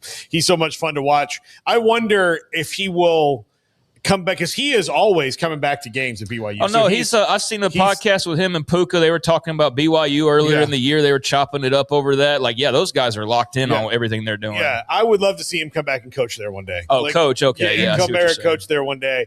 I think that would be great, because he plays with such reckless abandon, controlled chaos kind of a thing of, I love it. But yeah, they have such a good vibe there going to that coaching staff. So he'll go at they can go outside of it. Like, this guy is not technically a coach, or they can promote within or whatever. But the coaching tree between, like you said, Whittingham and Sitake is so thick that, yeah, you're technically not a coach at BYU now, but you have some connection. They don't really have to go so far outside of it. Well, by the way, Craig, you mentioned Puhua. His wife's maiden name is Kafusi, and this is a note. There have been 7 Fafusis who have played at BYU in the family's lineage, and others who have been coaches at BYU. So it runs really deep with him now being a part of that staff. Tongan, Kalani Sitake, Tongan, among others. And that was a note that I learned about the hiring of Sione Puhua. And so a little background on that, too. All right. Now, do you have the Brett Bielema information? Brett Bielema has been kind of a breath of fresh air. He didn't do well at Arkansas. He's been really good for Illinois. But here's a note from Brett Bielema, the Illinois head coach, on the portal NIL bringing increased parity and renewed hope to college football. This is a quote from him. This is the most fun I've ever had in coaching, because you're on a more equal playing field. Now you can come to work every day knowing that blue blood, red blood, orange blood, whatever, everybody's got a chance, man. And he has said this before, and has been a big proponent about, even though it's wild and crazy, about how it has, in some cases, allowed someone that did not really have a chance to play with the Joneses to be a part of it. Well, and all he has to do is look to his neighboring state in Indiana and see a program that never had a snowball's chance in hell of winning a national championship now being the favorite to win a national championship. And that was never going to be the case 10 years ago. Now, maybe they would have landed on a young Urban Meyer type that would have gotten them to competing for the Big Ten, but I don't think anybody was going to walk into Indiana pre-NIL and turn it into a national championship contender the way they are now. And so, yeah, that is all a direct combination of not only a great coach in Cignetti and great coaches around him, but it's also largely in part to the transfer portal and to NIL and to the ability to go get that job, but then go, all right, JMU guys, come on down and join me. And you couldn't do that in yesteryear. So, I think that it's obvious at this point when you see the Final Four of kind of what this is all turned into, and the top thing that you look at and notice that's other than players getting paid openly is the fact that, Indiana's in the mix and Texas Tech is in the mix and all those types of teams that are on the cusp that we haven't even mentioned, but that are getting closer than they've ever been before. So, it's from that standpoint a lot of fun. I think it's probably the most he's also worked. But guess what? Old Bert's got a better shot of winning a natty at Illinois than he ever sure as hell did any other time in human history. If Indiana can do it with their support, then I think that inspires a lot of other programs. Like, hell, man, if we get the right people in place, we can do this too. And as much as you wanted to believe that years ago, and as much as people said, like, you can win a national championship at TCU or Texas State or wherever, it was like that said the thing you said at the press conference, you can actually say that now. And in a lot of places where you were kind of just saying it, you can actually say that and mean that now. Well, look, free agency does that. And I wonder, and I had this thought a couple weeks ago, so there have always been, payers getting played by big money boosters under the table before all this happened. I wonder how many alums of different universities would have had the same money as the guy who's paying someone under the table at the big money school that wins all the time, but was morally objected to it because it was against the rules. And then all they needed to donate that money or pay a player was, it's not against the rules. I'm not gonna get my program the death penalty. Yeah, I'm not getting my program in trouble. I'm not gonna look bad. Like this. This is good. This is helping everybody. That's opened up probably a whole lot for a whole lot of universities who just didn't have those guys. I mean, there are a lot of wealthy people, but there's not that many when it comes to it, and that maybe not that many that love sports in the way that you'd want them to give you money to pay the players, but you can. And look, the formula is simple. Getting the money is hard. You have to have alumni who are willing to give it to you right now. You have to have an athletic department that knows, what direction it's going in and be aligned all down the way, and then you can do it. It's not that you can have the want to, but can you have the follow through? Can you get those things? So like Soki, you asked the other day, how many programs want to do it? I think most of them want to do it. I just don't know if all of them can. Clearly. I want a Mercedes, but doesn't mean I can afford one. Yeah, you want it, but can you get it? If you can get the money, you can do it. How about this? If the money is what we see now and how much of it is legitimate as far as the money, what was it like when they were putting money under the table? What were the numbers and figures for a quarterback or a star running back? What was it like before? They weren't $5 million because you can't hide that. You couldn't possibly stuff that in a locker and not be noticed by somebody. So it was thousands of dollars. Probably Eric Dickerson, a car, and a few $100,000. But yeah, you can't sneak around millions of dollars for college football players all that discreetly, I feel like. So I think, sure, the raising the money part's hard, and I actually get really sick and tired of talking about the money, but that's what this entire sport revolves around. That's why they've had no leadership. That's why they've wanted no rules, basically, other than the rules where they got to keep all of the money. And now that those rules don't exist, the sport's in chaos. But it was totally fine when the president was getting 80% of ticket sales or whatever the hell. So, it's swerved the other way. But I think what it's done is it's allowed a lot of people who otherwise weren't keen to break the rules, like I was saying a second ago, that weren't like the Auburn boosters who were like, screw it, we got to compete with Bama, and we're going to shove as many envelopes and lockers as we possibly can. Well, the folks in Indiana are like, well, we don't want to risk getting the death penalty, so we're not going to do that. It wasn't that they didn't have the donors. They just didn't have the system for the donors to contribute in a way that's as meaningful as it is now. And I think what you did see, and I think I've seen a lot of conversation and speculation about this, but that run by the SEC in the 2000s, I want to be clear, this is not why they were winning all those titles. It was a combination of coaching and talent and all those things. But there are a lot of people that believe that maybe, just maybe, that league more than any other was bending or breaking the rules to have the advantages to go and win those titles. And now that everybody else is doing those things, but it's all an equal playing field. Well, look at this. Look at the playing field suddenly equal again. There are numerous articles, and I say numerous, Craig, 3 to 4, Mandel, Feldman, among others, who have written articles about they're getting that whisper back from others in the business that the reason we see this evening out is because, yes, exactly what you're talking about. The Big Ten didn't just suddenly get money. It's just that you couldn't just go spend it on a roster before. You could spend it on waterfalls at facilities and whatnot, but you couldn't go pay players directly. And now that you can, well, I don't think it's any coincidence the Big Ten's winning titles, and possibly for the 3rd year in a row. Now, yeah, it's Ohio State and it's Michigan, so that's not exactly new, even though it'd been a while for Michigan. But Indiana's in this thing now. I mean, that's definitely new. So, yeah, I think that the support was probably always there, but the system wasn't in place. And the system was being utilized by some to gain an advantage and perhaps not by others because they were too worried about the repercussions, whereas others said, screw it, we'll sue you if you don't go along with it or if you try to push back on it. And we saw eventually how toothless the NCAA was. So that did nothing but just open it up even more so for people to go, all right, well, we're going to keep going to this well. And then once it was, all right, you can all do this, well, there's been some pretty noticeable changes, and I don't think that's a coincidence. Yeah, it does seem like there are more wins than were on the ledger before when all this changed. Now, there's a game tonight.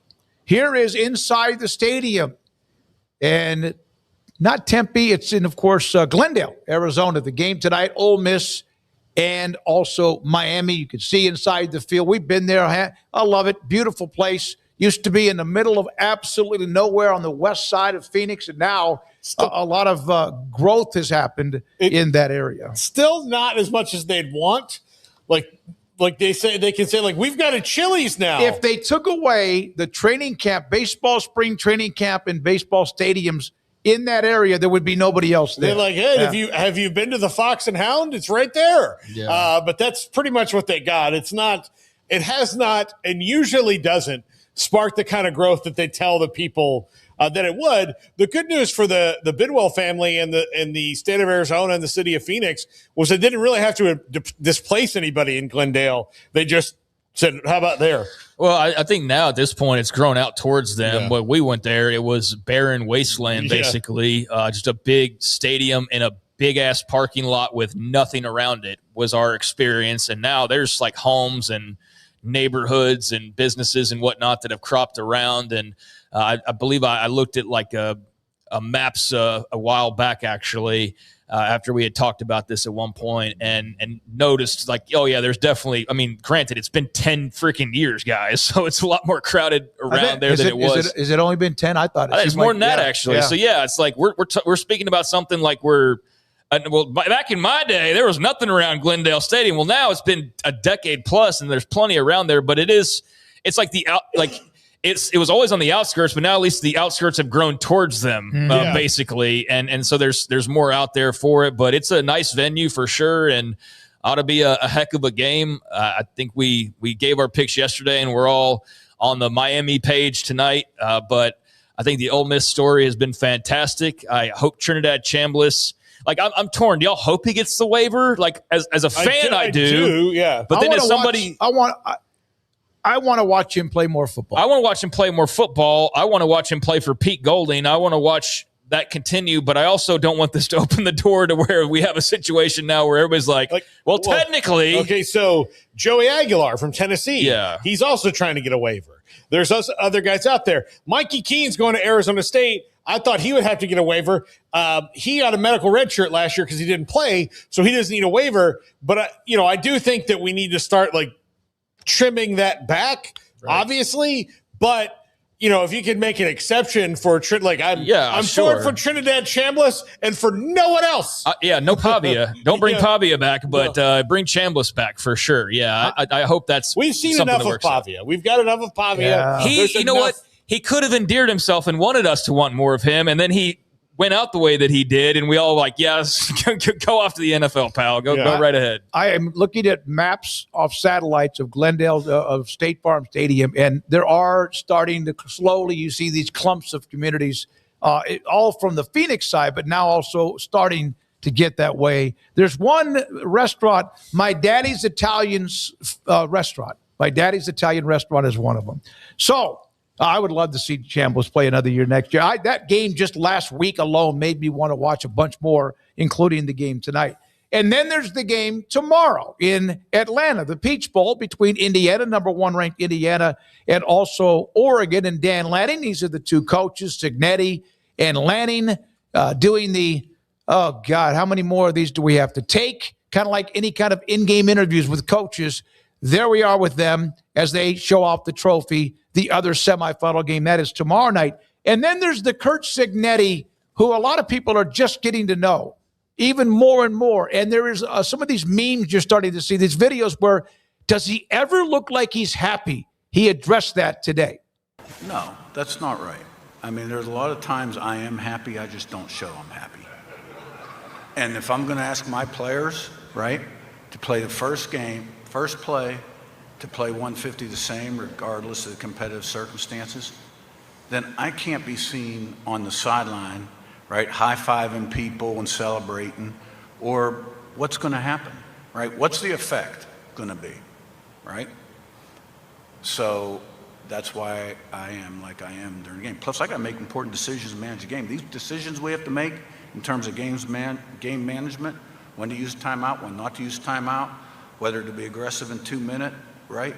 I had to use a timeout on defense that I called against Alabama on 4th and 1, right? And it ended up being a pretty big sequence, you know. So you got to be dialed in and thinking ahead. You know, I'll smile and celebrate later in the coaches' room with the coaches, you know, maybe have a beer. Of course, in the playoffs, you got to do 9 or 10 different press conferences after the game. So that's about an hour and a half later. You know, people ask, do you ever get to enjoy this? And last week I asked Jeff Cake, I said, we just won the game, and I got 10 press conferences I got to do after the game. When am I going to enjoy this? So, no, I do smile, and I am happy at times. It's kind of fun to watch the videos of him pacing the sideline, and then there's some people like, I'm looking at that when I'm looking at what's on the top shelf when I get home late for something to eat. So Curt Cignetti, Dan Lanning, and that game is tomorrow night. Craig Smoak, Off the Radar, just around the corner. Have we used everything, Brandon, as far as some of the headline stuff that we were hoping to do? No, we got a bunch of transfers like the K-State. All right, let's go. Let's do with those. These are the rest of the transfers we have not either we've mentioned or haven't had in the headlines. And there's the one with Ryan Davis, K-State. Remember, the new Clanderman, the new defensive coordinator at Baylor, is from K-State, but Romaine goes to Texas and a couple of others. They do get Ryan Davis, and not bad, 6.5 sacks, by the way. 2 years left of eligibility, and he will be headed to Waco. Yeah, they need pass rushers. They did not do that really well last year. Most quarterbacks had plenty of time. I watched a couple, grill some hot dogs back there. I mean, they had a long time. Yeah, I mean, it's a position of need. We'll see how it goes. I'm not one of those that subscribes to every transfer is a huge pickup, even though that's what I read all day long on Twitter now. Everybody's a huge pickup, but it is exciting to add new faces, and you never know which one might be a star for you in the future. So that's what you hope for here with Davis and the Clanderman relationship. They could certainly use a step up defensively from what we saw a year ago, and it's going to be hard to see how they aren't better than what we saw a year ago. So, yeah, this helps towards that. All right. So there's that note. Also, this is the one you talked about. Mikey Keene, Michigan, from Arizona, from Chandler High School, is going to commit, and he's headed for Kenny Dillingham and Arizona State. Yeah, I was kind of hoping, like when I saw this and I thought, oh my God, I thought Mikey Keene was out of eligibility, and he's started. He's had a lot of experience. This is, I don't know if they've upgraded their quarterback room when you lose a guy like Sam Levitt, but when you've got a young guy with a ton of potential like Cutter Boley, and then a guy with a lot of experience as a backup who's won games in multiple conferences, I think this is good. And Kenny Dillingham's just good at coaching them up. So nice pickup for them to get a young guy and a veteran to fill out that quarterback room. Yeah, I mean, I think it's good for the room to fill it out, and you're losing Jeff Sims, obviously. So there's your top two guys and Levitt and Sims that'll be gone. So you did need to add some bodies. Mikey Keene, a very experienced guy. Fourth school now for him after being at Michigan a year ago. So he's well traveled at this point, and it's one of those guys that, at worst gives you depth, and at his best, maybe he's able to give you some starts or at least push the competition to a degree where iron sharpens iron, and that's what you got to hope for. And I'll never, like I've said 100 times this week, doubt Kenny Dillingham when it comes to bringing in a quarterback and figuring out who he needs that will make them the best team possible. So, if Kenny Dillingham's adding a quarterback, I'd say that's additive to the overall roster, and it's just a matter of like where he fits in exactly with the puzzle. But now they have a younger guy, an older guy, and they've got some numbers to play with. By the way, on you guys mentioned sacks in Baylor, 134 teams that get ranked by the NCAA with team sacks. You know what number they were? They had at least in the 3 digits. 130th out of 134 teams. They had 1 sack per game on average. They had 12 sacks in 12 games. But they were tops in quarterback tickling. Stop. Oklahoma led the country with 45 sacks. A&M was second at 43. And there's Miami, by the way, playing tonight. They were third in the country at 40. What would they have? They had 46, but they've played an extra game. All right, what else, Brandon? That's it. All right, one note, by the way, on ticket sales for the championship game next week. Whoever advances, Miami, Oregon, Indiana, and or Ole Miss. There is, you can get in the door.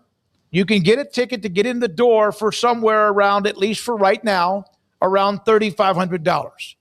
But some tickets are going on sale right now, and this is before even scalping gets really serious, for as high as $23,000 a ticket. One ticket. And that's the early, because some of these games are not selling out as much. That's why they talk about the home field should be for the first 2 rounds. And it is not, because you get to the neutral sites. Like Miami's flying all the way across the country to play in Phoenix. And so is Ole Miss, by the way. When we come back, Craig Smoak off the radar. This is 365 Sports. Automatic Chef is your local vending, office coffee, and micro market provider, delivering outstanding service to break rooms all over Central Texas for over 50 years. Automatic Chef brings the best products to your location at the best prices. With hundreds of choices in fresh food, coffee, snacks, and drinks, let Automatic Chef tailor a break room solution to your needs. Make break time great again with Automatic Chef. Automatic Chef Canteen, 6900 Imperial Drive in Waco, or online at automaticchef.com.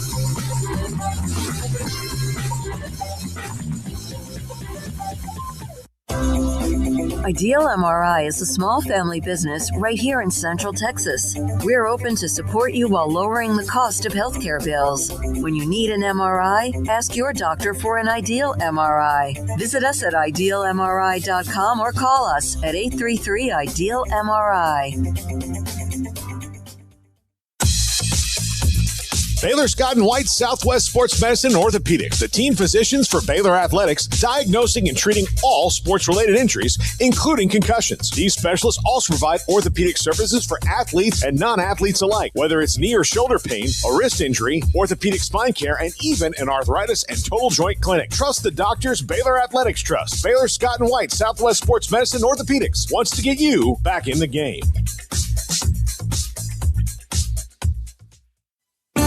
There are 26 letters in the alphabet, over 600,000 words in the dictionary, and just 3 of them said together can change everything. Let's order pizza. Those 3 words lead to dough made from scratch and 3 fresh signature cheeses that blanket golden crust in a heavenly melt on Marco's Pizza that'll blow your mind. So visit marcos.com to order and stop by Marco's Pizza in Belmead, China Spring, Woodway, and in Robinson. Marco's. Pizza lovers get it. With so many companies and policies out there, it gets so confusing shopping for insurance, and I never know if I'm getting the policy that's right for me. Luckily, I met the team at the Niche Group Insurance Agency. With the Niche Group, you can go to one company and get access to coverage options from many insurance carriers, and you get to speak to a real person about your specific coverage needs. With the Niche Group, I know I'm getting the right coverage at the right price. If you need insurance, talk to the experts at the Niche Group at 1-800-258-8302. No car payments for 90 days when you bring your auto loan home to Genco. Get 4.79% for 48 months and make no payments until 2026. Plus, get entered to win 3 months of no car payments. Bring your auto loan home to Genco. Lower your interest rate, save money, and no payments until 2026. Special is subject to credit approval and membership eligibility. Visit GencoFCU.org. Member NCUA. This is Craig Smoak's Off the Radar, presented by Alliance Bank. They take pride in making banking easy. AllianceBankTexas.com.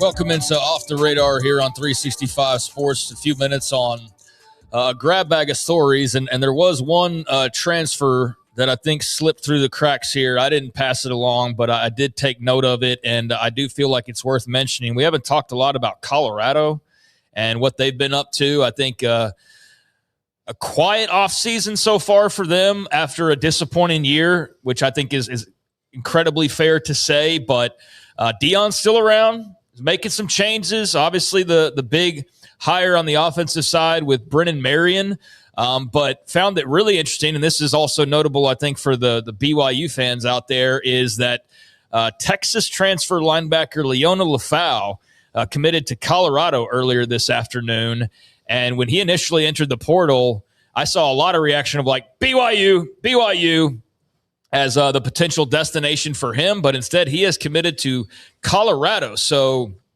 an intriguing pickup there for Deion Sanders and company. 138 tackles, 3 sacks, 5 pass deflections, a forced fumble, interception during his Longhorns career. I remember him being a pretty highly rated player. But, yeah, just wanted to mention that as well. Nice defensive addition for CU there. Meanwhile, kind of, I guess, all eyes are on the college football playoff and the transfer portal as far as most of what we talk about is concerned. I was wondering, though, have you guys been dabbling in college basketball at all at this point? Yeah, I'm not the biggest fan in the world. I've said that. I'm going to be along for the ride and enjoy it, but just not as much probably as you guys do. But Arizona, arguably the best team in the country, big blowout win last night over Kansas State. Iowa State, arguably the best team in the country, at least one of the best teams in the country. They went and beat Baylor just down the roadway with DJ Lagway in attendance, and didn't beat him bad enough to dissuade him from committing to Baylor the following day, but he did get to witness that. UConn taken to the limit in overtime against Providence last night, able to get the win, and the number 4 Huskies survive. And BYU, they continue. I mean, they're like a rolling ball of razor blades. Big blowout win over Arizona State. Vandy, Alabama, great game. Vandy, number 11 team over number 13 Bama, 96-90. As Vandy's having all sorts of a great sports year. Hey, the women haven't lost, I don't think, as of a couple of nights ago, and I don't think the men have either. Yeah, so, I mean, they're on a generational run right there in Nashville, Tennessee. Clemson upsets number 24 SMU. Those are just some of the results from last night, but just wanted to kind of throw it out openly on any college basketball thoughts you guys have. I did monitor and watch. I didn't go to the game. Too late for me to get a parking pass, although it's about an 8 to 10 minute walk from here. Baylor was playing pretty well. They went 10 minutes without making a shot from the field. Last 5 minutes or so of the first half, first 4 to 5 minutes of the second half. And Iowa State's just too good. They also couldn't shoot free throws, 17 of 29. They're off to an 0-2 start because they lost at TCU. And, well, it's a work in progress right now for Scott Drew to kind of meld this team together. Yeah, they're likely a tournament team, but I don't know if they're going to be – I think they'll get in. I just don't think that they're going to get in, like, running into it. Like, Iowa State's probably probably going to be a 1 seed. Oh, yeah. Okay. I thought you said probably. They're probably going to be a 1 seed. They are so good. So if they're a 1 seed, will Houston, Arizona, and they also are in that? Right. Yeah. So, and that'll get worked out in the wash. Arizona's a juggernaut. Houston's a juggernaut. The Big 12 can do that. Look, BYU's not going anywhere. No. They're destroying people out there. Darren Peterson is apparently fully healthy now. And mentally and healthy. Here's what I think happened the other night in the Kansas game, which I was not allowed to watch. It was past my bedtime. But we followed along with it. In watching Darren Peterson's social media, one of the things he hadn't experienced yet, and I think this is maybe going to inform his play going forward and maybe get him to quiet his camp a little bit, is he had not had a big, huge game in Fong Allen Fieldhouse yet. He had not experienced the drug of that place at its full throat. And the other night he did. So I think the Big 12 is going to get super interesting. If Bill Self can tie that thing together, they're going to be a tough out. And we haven't even talked about Texas Tech, who also pretty badass. Yeah. Yeah, they are really, really good. It's going to be a good year. It already has been a good year for the league. So just a bunch of interesting results last night. And obviously, as the college football season starts to wind down, basketball will take more of a focus, and I'm sure we'll have some more talk about that. But pretty fun night last night. And, yes, there is a murderer's row developing in the Big 12, but I know that others will have something to say about that throughout the year. SEC obviously had a really great year last year, but right now you look at Arizona's number 1, Iowa State number 3, Houston number 7, BYU number 9, Texas Tech number 14, KU 22.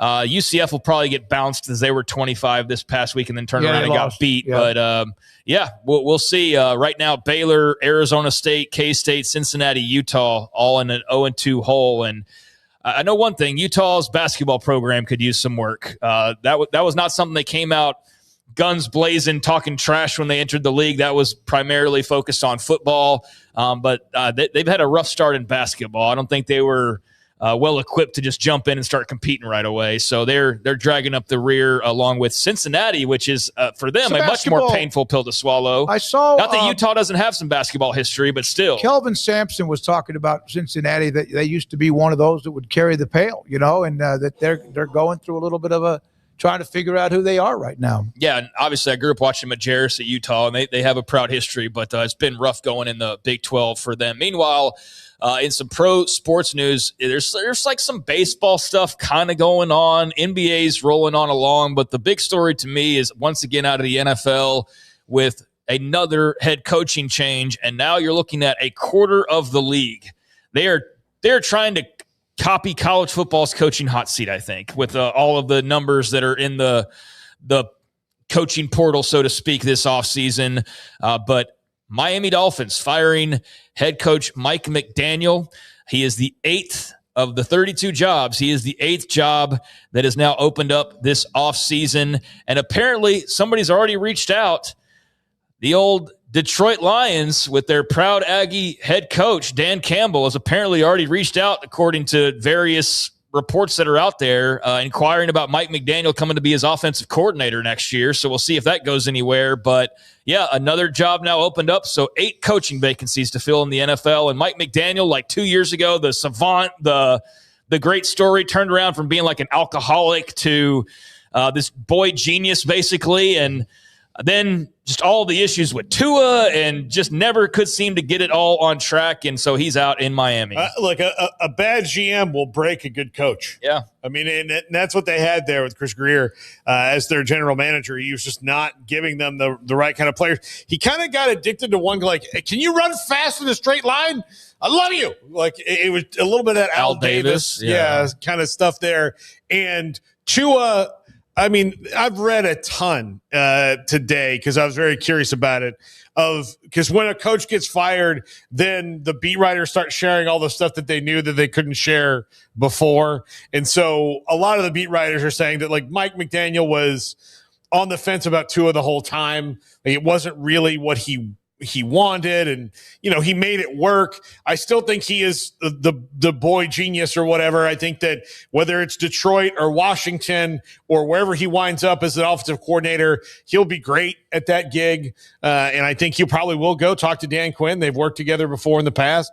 But putting Mike McDaniel in that offense, in Detroit that would be something else with those running backs and wide receivers they have, and Jared Goff.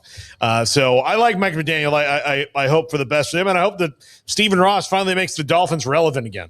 Yeah, that would be nice for the good people of South Beach. But as I mentioned, 8 head coaching vacancies now at this point. Baltimore Ravens opening up with the team deciding to move on from John Harbaugh after a forever stint there by professional sports standards. So that's a very coveted job. You would think they would be near the top of the list. The New York Giants also opened up, as well as the Cleveland Browns, which you could basically just pencil that in for every other year as you can with the Las Vegas Raiders. The Tennessee Titans also opened up as well.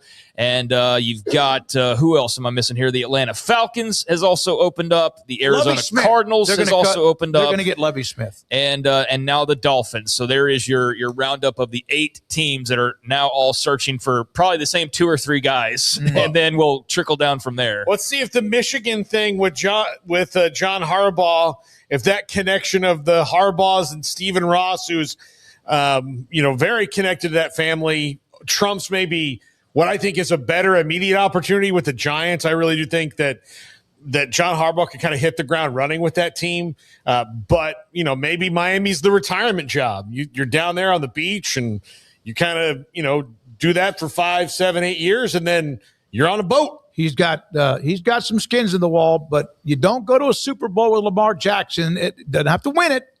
And probably the clock was ticking. Yeah, but as some people pointed out, look at how their recent seasons have ended. Missed field goal, missed kick, stupid drop in the end zone that wins a game. Not at all a coaching situation. It was Mark Andrews. Yeah. And so there's been some weird stuff that's led to some of those losses, but ultimately you're the head of the snake. They cut off the head, and they're going to try to grow something different there in Baltimore, Maryland. But there you go. There's a few things off the radar in a sport right now that's a sporting news cycle right now that is absolutely consumed by regular seasons and college football's never-ending parade of news, from the transfer portal to, the playoff later on tonight, which I should mention, as we've mentioned multiple times. Yeah. That is the main meal deal later on this evening. Miami, number 10 seed versus number 6 seed Ole Miss, 6:30, ESPN. Miami 3-point favorites in the Fiesta Bowl down in Glendale, Arizona. So there you go. One pretty big note about BYU, Bachmeier, we discussed that. LJ Martin is coming back. Wow, that's absolutely massive news for them.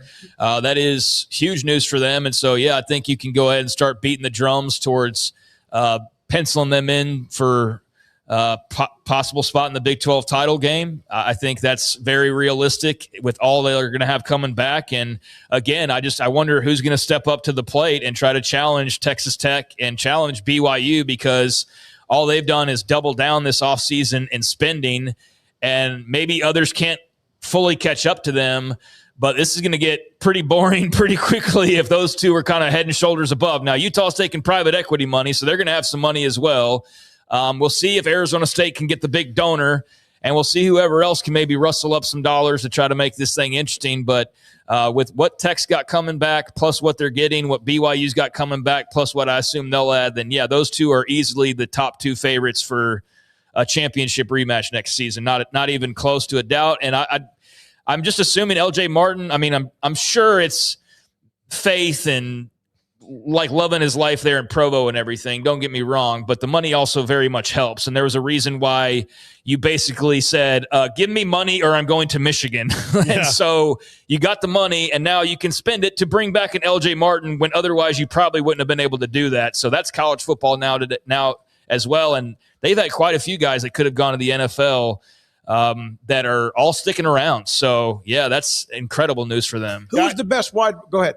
I was just going to tell you that Bama Twitter's a flutter. Okay. You got the same one? Yeah, okay, Bama Twitter is a flutter right now. What are you going to say? Bama Twitter's a flutter. Who was the best wide receiver for Alabama this year? There were 3 of them: Bernard, Horton, and Williams, right? Not what I was going to say, but Horton's in the portal. That's what you were going to say. No, okay. Bama Twitter's. Yeah, it's Bernard, and he's going to the NFL. Yeah. So, but Horton caught more touchdown passes than everybody else. So that's man. But see, they don't care right now because the big news that I have, and this is the biggest news of the day, is that Cam Coleman has followed Kalen DeBoer on Instagram. Oh my God. Okay. So book it. Well, to go from Auburn to Alabama, that would be quite the move. People watch that, don't they? I would never know. I see someone. I was like, well, why do you? Oh, they're stalking them. I mean, pretty much. And yeah, there was that same situation with Twitter, although I think Twitter changed up the way that they look now. So you can't just like go see who followed who. I'm sure there's still ways to do that. I just never would spend any time trying to figure that out at this point. But it used to be easier to see something like that. But I don't know. It's all, as we all know, Twitter's all scrambled up now, and it's just sort of all over the place with how it works. But yeah, it's much easier to see that on Instagram because it just shows you what people are doing. And so some scooper out there, I guess saw that, and that is big news. Not that it necessarily means anything, but it doesn't mean nothing either. It doesn't. It's not like the flight tracker. That's the one where I mean that's similar, basically. Who was the last person I followed? I can't even remember. All right. When we come back, Shahan Jaja from CBS Sports. And we appreciate your time. Please hit the like button. And if you haven't subscribed, please do that too, as 365 Sports. When you play hard, sometimes you fall hard. Sports injuries require special treatment. At Southwest Sports Medicine and Orthopedics, our team of expert doctors provides athletes and active adults with comprehensive sports medicine care, diagnostics, whether you're in high school, college, or beyond, we'll help you get back on the field. Call on the team physicians for Baylor Athletics. Call Southwest Sports Medicine and Orthopedics. Serving Central Texas since 1889, TFNB Your Bank for Life takes pride in being more than a bank.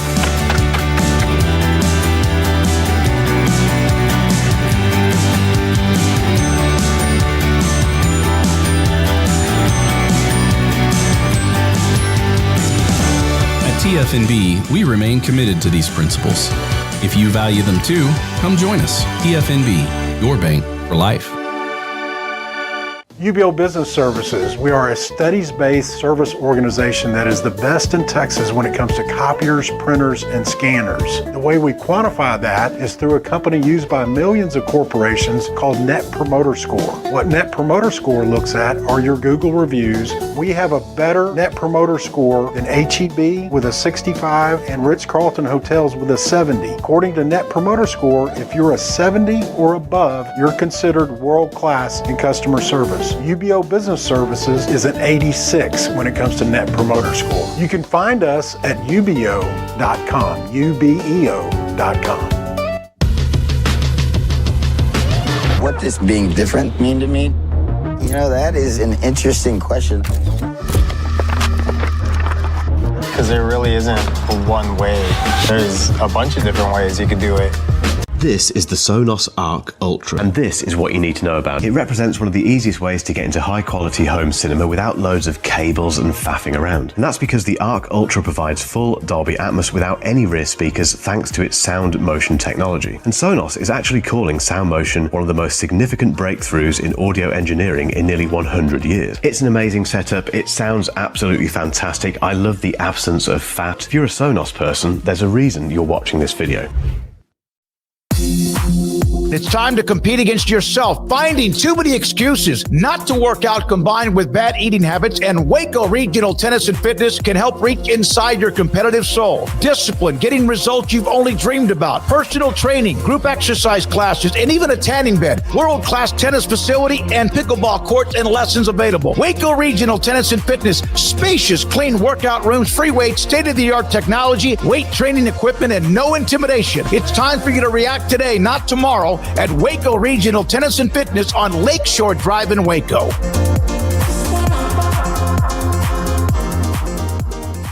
I pitched in the major leagues for 24 years, and let me tell you, I can feel it in my joints. Shoulders, elbows, and knees. Trust me, Pain doesn't retire when you do.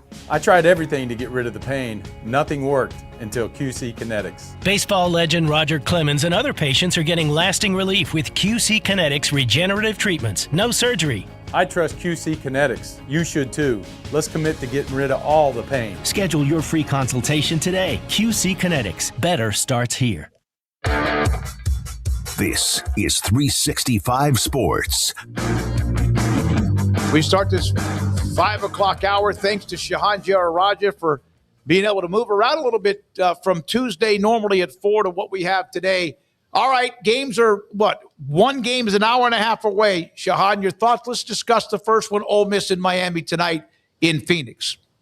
Yeah, it's a big one. A really exciting one, too, because you have two teams that obviously have not been on this stage in a very long time. You've got a best-on-best matchup with Miami's pass rush against a dynamic young quarterback in Trinidad Chambliss.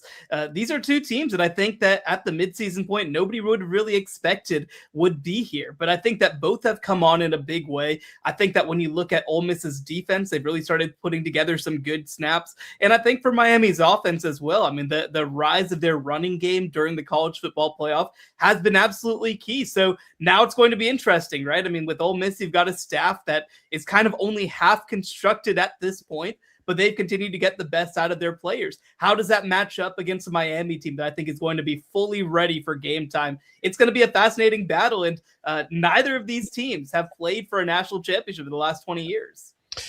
Shahan, I asked this to a guest earlier, and I'm curious your opinion on it. Hiring an alum is not always the best thing when it comes to building a team, but Miami did just that, and they hired a guy from the era of eras at Miami, the true U era. How much do you think that maybe guided them in building their way back to prominence?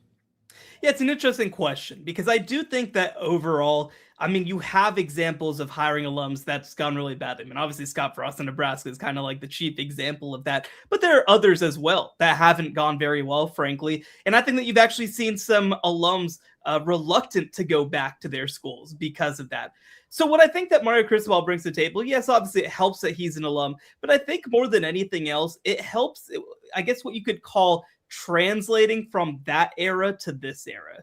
You know, I think that he's able to both serve and service the old alums, you know, the Michael Irvins, the Ray Lewises, all these guys. But then he's also able to really modernize the program. And, you know, they don't have to be beholden to what's already there because he already has that credibility of being of that time at the same time. So, you know, I don't think that it was a necessity necessarily to get somebody in who's an alum. But I think that having somebody come in who's as Miami gets, and I mean both the University of Miami and also the city of Miami, but who also came from the Saban tree, who's also been a successful head coach in college football, an offensive line coach at Alabama under Saban, a head coach at Oregon, even a head coach with a lot of success at FIU over the years. I think that he kind of has this perfect skill set where he knows the place because he's an alum, but he's not necessarily just of the place either. Shahan, I know I'm going to be stating the obvious here, and I don't give a damn what the TV ratings look like, but for all the hand-wringing and the sweating about this sport and its messiness, I mean, we're about to watch three teams who don't have an outright title ever in their history and a team that hasn't won one in over 20 years. And I just think that's just so wildly unpredictable, but freaking awesome at the same time. How do you feel about this level of parity we have now reached, so to speak? No, I mean, I think it's huge. You know, the biggest difference in this moment, I would say, is that I think that, you know, if you go back 5, maybe 10 years, the gap between number 1 and number 5 is probably 10 plus points in some of those years. Now it's like easily 5 or less when you look at that top group versus that middle group. So I think more than anything else, it's like, I don't know, historically, if we go back to 2016 or whatever, does the number 10 Miami beat the number 2 Ohio State? I don't know. That's on the table. Now I think you have to win 4 good games in a row And that's just hard to do. I don't care how good your team is. Like, that is just a hard thing to do when you're playing at least somewhat comparable opponents. I think that's a huge part of it. I think that also, I mean, you can kind of point to even this portal cycle, right? You've got a team like Texas that's trying to set themselves up to add. Well, they're losing depth along the way. Georgia was kind of that team last year where they lost maybe deep roster players, but guys who would have stayed and contributed in previous years. I mean, it's as unpredictable a moment, I think, as there's ever been in college athletics. And I think that, again, like when you look at the playoff right now, everybody's going to complain about the 2 TNT windows, but like this has been a really, really good college football playoff overall. Cignetti gets a lot of attention, as he should, for what he's done and also his unique personality. Golding, to me, is like Bubba Gump, and that's trying to be a compliment. He's just there, and I like listening to him. And then when you mentioned Cristobal and then, of course, what's happening as well with Oregon, Dan Lanning's kind of like madman. Which of them is the most intriguing of the group? Intriguing is an interesting word from that perspective, right? Like, because I think that in this moment, obviously, Curt Cignetti, I think, just has to be the answer to it. He's done something that nobody, frankly, has ever really done before, taking over what was at the time the losingest program in the history of college football and instantaneously turning them into a winner. And in his second year, the number one team in the country. Like, even for me, like as somebody who's around the sport every single day, like you're sitting there trying to put together the pieces of like, okay, there, you see versions of this, but this is a level that we have never seen before anywhere, frankly. Yep. But I think that the other piece too, like when you talk about long-term and trajectories and all this sort of stuff, like Dan Lanning is also a madman. Like Dan Lanning is also such an interesting young coach. I think that, whenever Nick Saban obviously kind of retired, we were like, who's the next Nick Saban? And Kirby Smart's the answer to that question. I think that Dan Lanning is kind of the next evolution of Kirby Smart, though. Obviously a very young coach, still I don't think even 40 at this point. He's gone to a place where he really has fit in. He's understood what he's had there, which I think is not a guarantee. That's something that I think a lot of coaches waste historically. And I think that he really has done a good job of, yes, of course, dealing with the money and having a lot of resource, but they have done such a good job building a talented, deep, diversified roster that can beat almost any team in the country in almost any kind of way. So I think that those two guys are just so fascinating. But again, I mean, you mentioned it. Mario Cristobal is so interesting with the connection to Miami. Pete Golding, kind of this young upstart. It's crazy to think about. Like, whenever I started working at Dave Campbell's, he, I think, had maybe just left that job at UTSA as defensive coordinator. Now he's the head coach at Ole Miss. I mean, it's just crazy that we have this collection of people at this point. Shahan, the portal's been nuts this week. What's your favorite signing so far? Which one do you think? I know this is. And why is it DJ Lagway to Baylor? DJ Lagway? So, I mean, we got to talk about Lagway, right? We got to talk about Lagway. Second favorite. Okay, I do. Let me think a little. I mean, there have been some really interesting ones to this point, right? I think that. I think that Texas Tech, the way that they've restocked on the defensive line has been really, really interesting. I mean, they don't have a guy, obviously, who's David Bailey, because also, frankly, there might not be a David Bailey in college football in 2026, but I think that they've added 3 or 4 guys who will come in and instantly, really be able to add to this program. I mean, there have been some other good ones. Hollywood Smothers coming over to Alabama, the running back. Actually, a kid who started at Oklahoma, if I recall correctly, but he went over to NC State, and he's just a big physical kid, somebody who I think is going to be able to be a major difference maker for that team and for that program.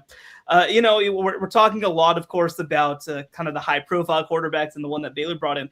I really like the quarterback that TCU brought in as well, Jaden Craig, the kid coming over from Harvard. I think that he has the potential to be a really special player. And it's not necessarily one individual player, but Iowa State, I think, has done a really good job of responding to the transfer portal after losing a huge portion of their roster. And I think, they don't necessarily have, a group of guys like, for example, you point to the Oklahoma State, you don't have 15 guys coming with you. They've done a really good job, I think, of identifying up and coming players. One kid who really stood out to me was the X-Line kid coming over from UT Permian Basin. I believe he's from Central Texas as well. And he went Yeah, China Spring. There you go. And he's going up to Iowa State. That's just the sort of identification that you have to give that staff a lot of credit for. So, look, there's so many moving chairs right now. I feel like I always have to check in after it's all done. But those are some of the ones that have stood out to me. So let's talk Lagway. I mean, I've said that it's going to take a lot more than him to turn this thing around, but without that signing, like, you have nothing really to go off of heading into next year. Like, this was needed just from a marketing standpoint and a feel-good news standpoint. Shahan, how do you view it, and how do you see it maybe playing into their favor moving forward? Well, so obviously I have a lot of Baylor people that I talk to and Baylor friends even that I keep in touch with, and one thing that I felt like I'd heard a lot was people being like, well, would we be considering him if he wasn't like, a legacy?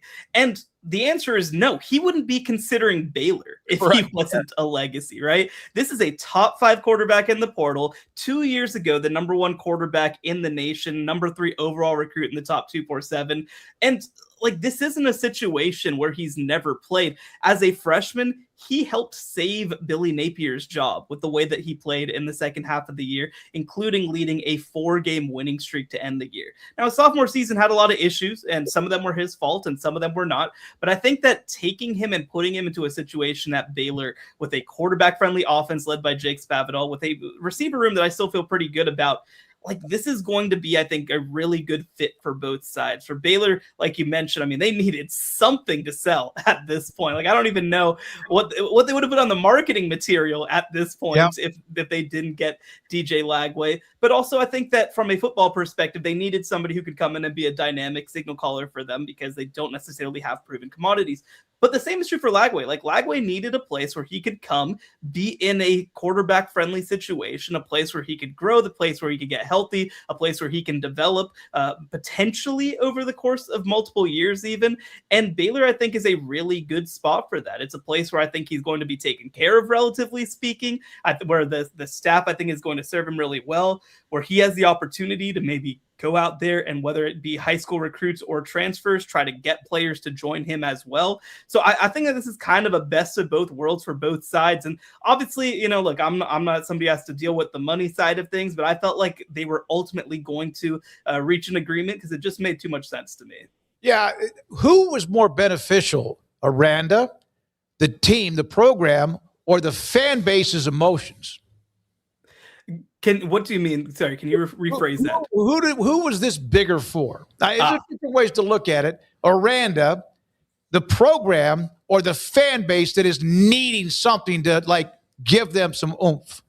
Yeah, I think it's the program above all, to be honest. I think that without this, you were going to be looking at some historically low attendance numbers in 2026. And to be clear, that could still be on the table. Don't get me wrong. I was looking back, and I think the Kansas State game last year was the least attended game since 2010. Which is before I was in school, even at Baylor. So, I mean, like, when you talk about a fan base teetering on the edge, yes, obviously the fans want to enjoy this, but, like, the program needs something to bring fans into this building. And I think that, we'll obviously see what the long-term implications are for Dave Aranda. I think that everybody involved, from Aranda himself to Jake Spavital to DJ Lagway and his family, they know he is on the hottest of hot seats heading into 2026. And I think that both sides are frankly understanding of the possibility that even with this move, there could be a move after the 2026 season. But I think for the program, you needed to send a message that you're playing big time ball, that you're willing to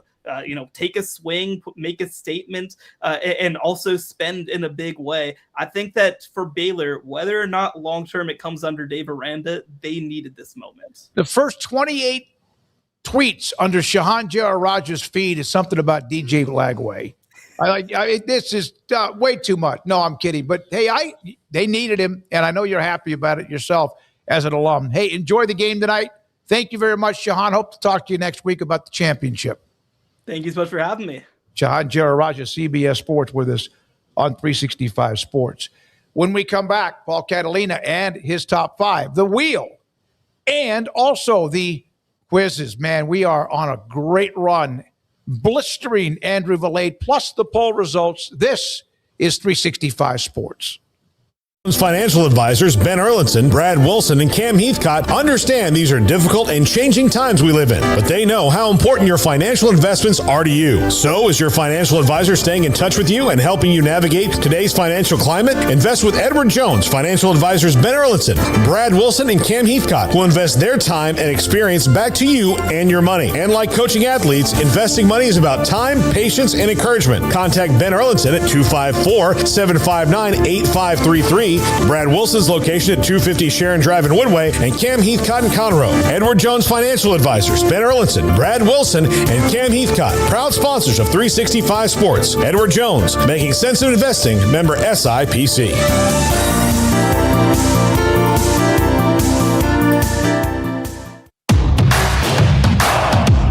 This is 365 Sports. The 5 o'clock hour is brought to you by Edward Jones and financial advisor Cam Heathcott. Edward Jones, making sense of investing. Now here's David Smoak, Paul Catalina, and Craig Smoak.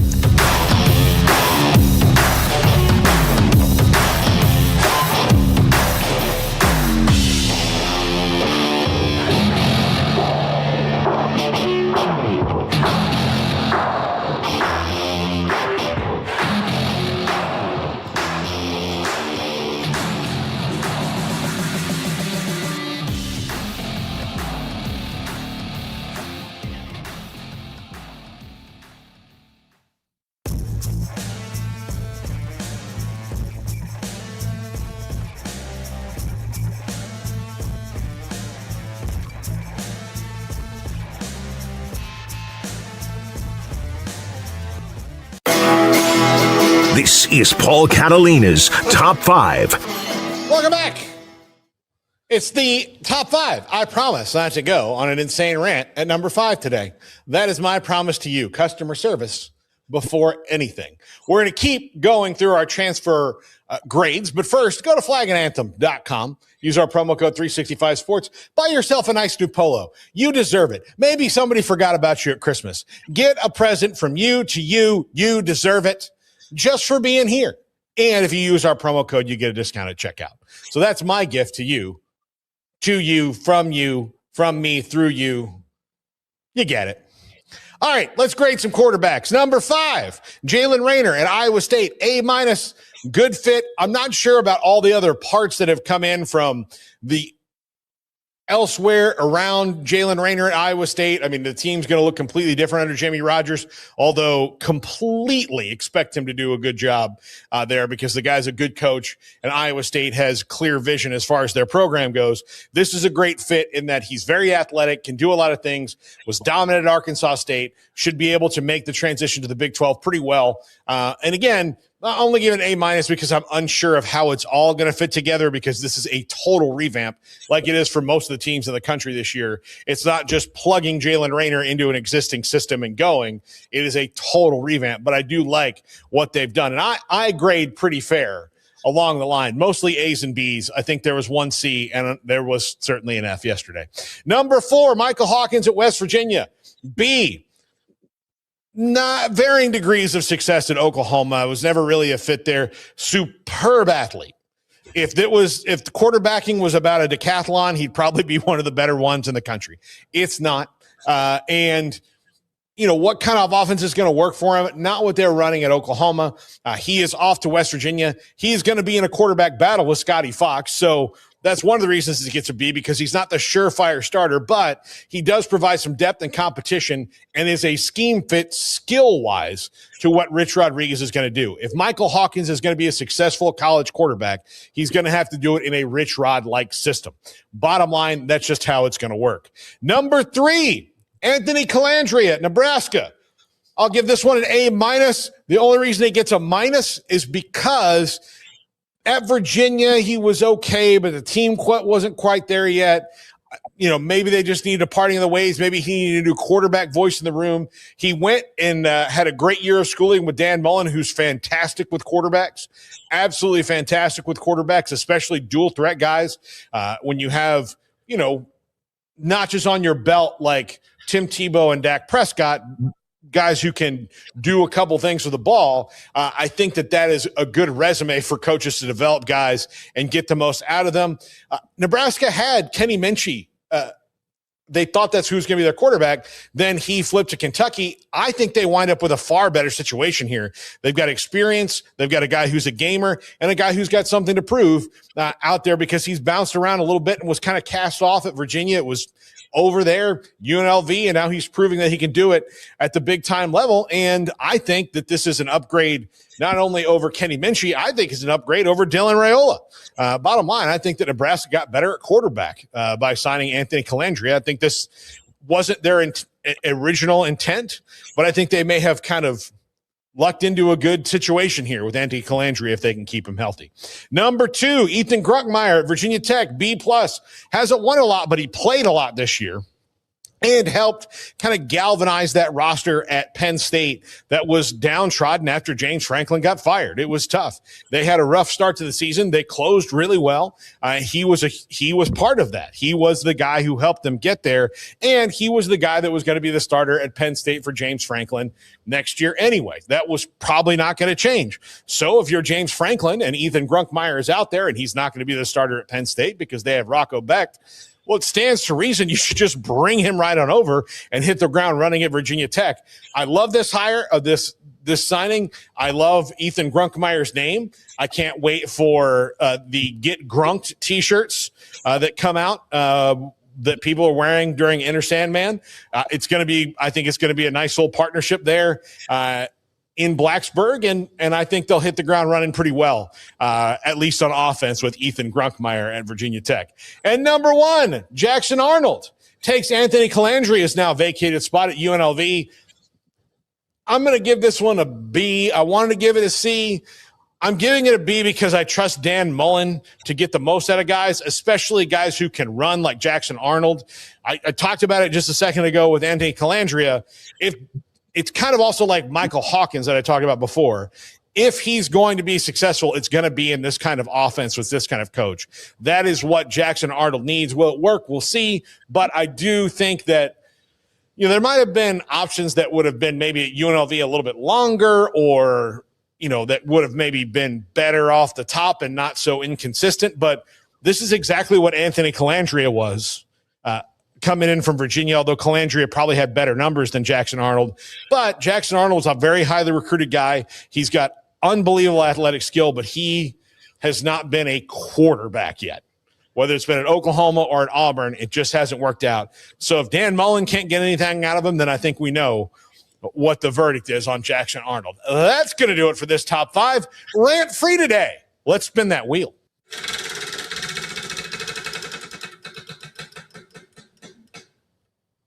Okay. What's the best ice cream flavor?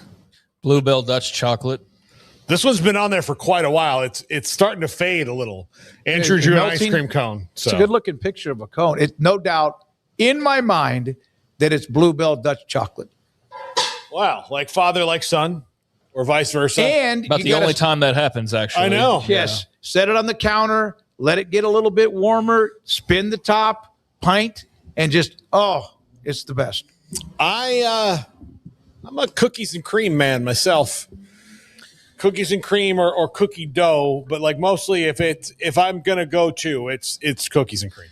I've never been a cookie dough guy ever. I don't really love stuff in my ice cream. Yeah, I like more of a to what I'm not like licking the top and doing all that nonsense, but try it. I do like stir it till it becomes basically like soft serve. Mm-hmm. The Bluebell Dutch chocolate, and I like that. I'll eat regular ice cream, but I like that sort of consistency. So I don't like a bunch of like pretzels and cookies. And I mean, I'll eat some kinds, but it's just not what I go to. All right, I got it. Look, next Christmas or for his birthday, which is coming up in March, Ninja makes a soft serve machine that you can just do in your house. Okay. Yeah. So it's like the same company that makes all the air fryers and stuff. Yep. We actually have a Ninja Creamy that makes ice cream, and it's quite good too. So we make our own all the time. And look, I love gelato and stuff like that. But if you're going to ask me if I'm going to go to straight up an ice cream parlor, I'll try a lot of different things, especially if it's like a different place in another town. But if I'm like, I don't know what I want, I'm going cookies and cream. All right. In the chat room, mint chocolate chip from Andrew. Great flavor. Fong Wei Wellman, Baskin Robbins Daiquiri Ice. Okay. All right. Let's see. Haven't been to a Baskin Robbins in a while, but that There's makes one me right want to by go to my one. house. Yeah, it makes me want to go to one. Yeah. Let's see. Rock salt ice cream made with old-fashioned grinder. Just the way to do it. And then also Ben & Jerry's New York Nut Fudge Crunch. Yeah, I've had some Ben & Jerry's recently, but it's like occasionally because, again, I don't like a lot of stuff in mine, and that's what Ben & Jerry's is. But so I'll have some on occasion. I forget what type I normally get. It's like mint chocolate something, I think. That's what when you get Andrew's wearing a Grateful Dead t-shirt today. That's what you get when you have two Grateful Dead fans that start an ice cream company in Vermont. Yeah. You're gonna get they're not just making vanilla ice cream. Like they're dropping acid and going, what can we put in this thing? From Clint Moses, is it Tillamook ice cream huckleberry? Okay. All right, so we got some good feedback. I'm telling you, Craig, you won't listen to me, but pint of Dutch chocolate Bluebell, set it on the counter, put a little napkin underneath of it, and let it sit for about 10 or 12 minutes, and you will thank me later. All right. No, I won't, because I already do that. I stir it up to where it's soft serve, so I just do it a different way. It's the same thing. I don't when you let it melt, it's like foamy. Yeah. No, I don't let it go that far. I don't let it go I know what you're getting at, though. We're on the same page. We just have two different ways of getting there. That's typical. Okay. So, which college football program currently holds the record for the most vacated wins due to a single player being ineligible for his entire career? Well, SMU had a bunch of players. I don't even know what this is referencing, honestly. I'm trying to think of what this would even be. That's a single player being ineligible. I would think it's got to be SMU. I mean, I would think so. But they had multiple players. They had a whole bunch of them who were. But I would think the one who was definitely ineligible for his whole career would have been Eric Dickerson. So because of the Trans Am. Yeah. Because the Trans Am happened, but it was before Craig James and it was others too. Yeah. There were lots of guys. LSU. Oh, wow. Of course, those cheaters. Who was it? Vidal Alexander. Oh, I completely forgot about him. I don't even and I forgot about this story. I think it just got caught up in the 2011 scandal and the 2015 settlement. I don't even know where my brain was at that point. So I don't know. Maybe I just saw it and it went in one ear and out the other. And I mean, I remember Vidal Alexander, and now I vaguely remember him leading them into trouble, but I kind of forget all the details here. So, okay. Let's see. 37 wins from 2012 to 2015. After he was ruled ineligible, Penn State lost 112 after the Paterno scandal, though those were restored in 2015 as part of the legal settlement. While vacated wins are fairly common, the harshest punishment is the death penalty, used only once on, of course, SMU. I've said this before. Vacated wins to me are stupid.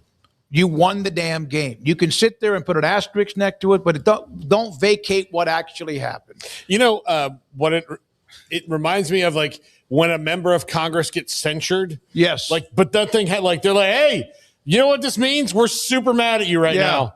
But you don't have to not. You can't it's not like you have to sit out votes or you're suspended from Congress. USC is not the 2004 national champions. It's dumb. Just nuts. It's okay. Dumb. All right, next one. Which NBA legend is considered the king of commercials, having appeared in over 300 ads for roughly 50 brands? I'm telling you, Shaquille is everywhere. I think it's a great foursome here. Yeah. Man, I wish I liked Shaq, but I just find him to be so dull. And I'm basing this mostly off the inside the NBA, where I don't enjoy him on that, and I never have. I've tried to, but can't understand what he's saying because he's putting such low effort into what he's saying, and I always sound like I'm so tired. And there's that part of it that I just don't enjoy. But he's a very smart and successful guy, and I do feel like if this was about the last year, then it's definitely Shaq. but I don't know in totality. Well, there you go. Yeah. I mean, he is everywhere. Plus, he owns all these businesses. It's incredible. When you talk about Barkley and Magic and Jordan, they've done a ton, and we'll do that. But Jordan, kind of backed off on his. He's down to a couple now. Magic is hardly in commercials now. Shaquille O'Neal is on Papa John's, the General. He's got a place. We don't see it because we don't have one yet, called Big Chicken that he owns. Just name it. He's on everything. Yeah, he's everywhere. All right. He's like Snoop Dogg, and just what will they not advertise for, basically, or what are they not advertising? Yeah, they're all over the place. So, yeah, not surprised there. Where do you sit on Arch Manning's season? The one just completed, right, Andrew? No, his junior year of high school. I'm thinking about projections. Mid to too much height. Too much hype won it with 44%. I'll go with Rising. I think he's on the rise. That's what I voted for. Rising. I did. I don't think when you watch Texas, Arch was the biggest problem, especially not early in the season. He was not playing well, but early in the season, and look, Texas can also look to itself not in the playoff, because if you watch them play most of their games, save for 2 or 3, it was a struggle. I mean, it was a struggle for them. They didn't look good.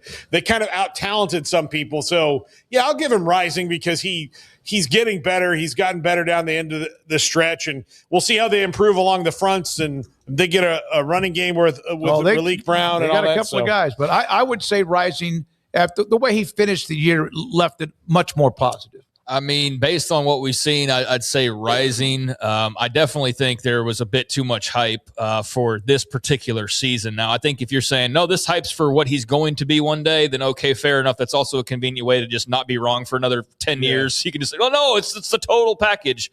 We know what the hype was this past offseason. It was not totality. It was like Arch is going to win the Heisman and he's going to win the Natty and they're going to be great. And they were a pretty good team. He was far from their biggest issue. He was a bright spot for sure. So I think given all of the hype, he actually handled it all pretty well in the long run. And I'd say Rising, but he definitely is tracking more towards elite than he is to the bottom two for sure. How is he not going to be the Heisman favorite? He is. No, okay. It's not even a question mark. He is going to be he is. I bet you look right now he is, and I bet you look in 6 months he will be, and I bet when the season starts he will be. And yeah, he is going to clearly be, now that there's been evidence shown and the way that they closed out. Yeah, I think he is the far away favorite for next year's Heisman. His ability to run in that bowl now, game. Does Trinidad Chambliss get another year? Like, where do all the dominoes eventually fall in the quarterback portal? Like, that could maybe shake it up. But I think, yeah, if I were to look right now, and I don't have betting sites on hand like most sports radio guys at this point, but I would think that he's the overwhelming guy. Yeah. All right. Now, who will be the true Cinderella, Miami or Ole Miss? Ole Miss. I don't think there's any question it's Ole Miss. Yeah. Miami is like, well, they shouldn't have gotten in. That was the debate. They earned it. They've proven it twice, validated. But Ole Miss winning with all the drama, plus they've not won in 70 years. If there's that would be amazing. If there's a documentary about you for 2 different eras of you being the biggest badasses on the block, you will never be a Cinderella. Yeah. Yeah, I mean, one has a bunch of solo titles and one doesn't have any. One's played in this game in the last couple of decades. One's never sniffed this game in our lifetime, basically. One lost their head coach. Smokey. You were one. What? Yeah. You were like... when they won, yeah. Yes. No, yeah, I know. Well, it was also a share. Let's also be very clear on that. So, yeah, there's one that's won an outright title and done it multiple times.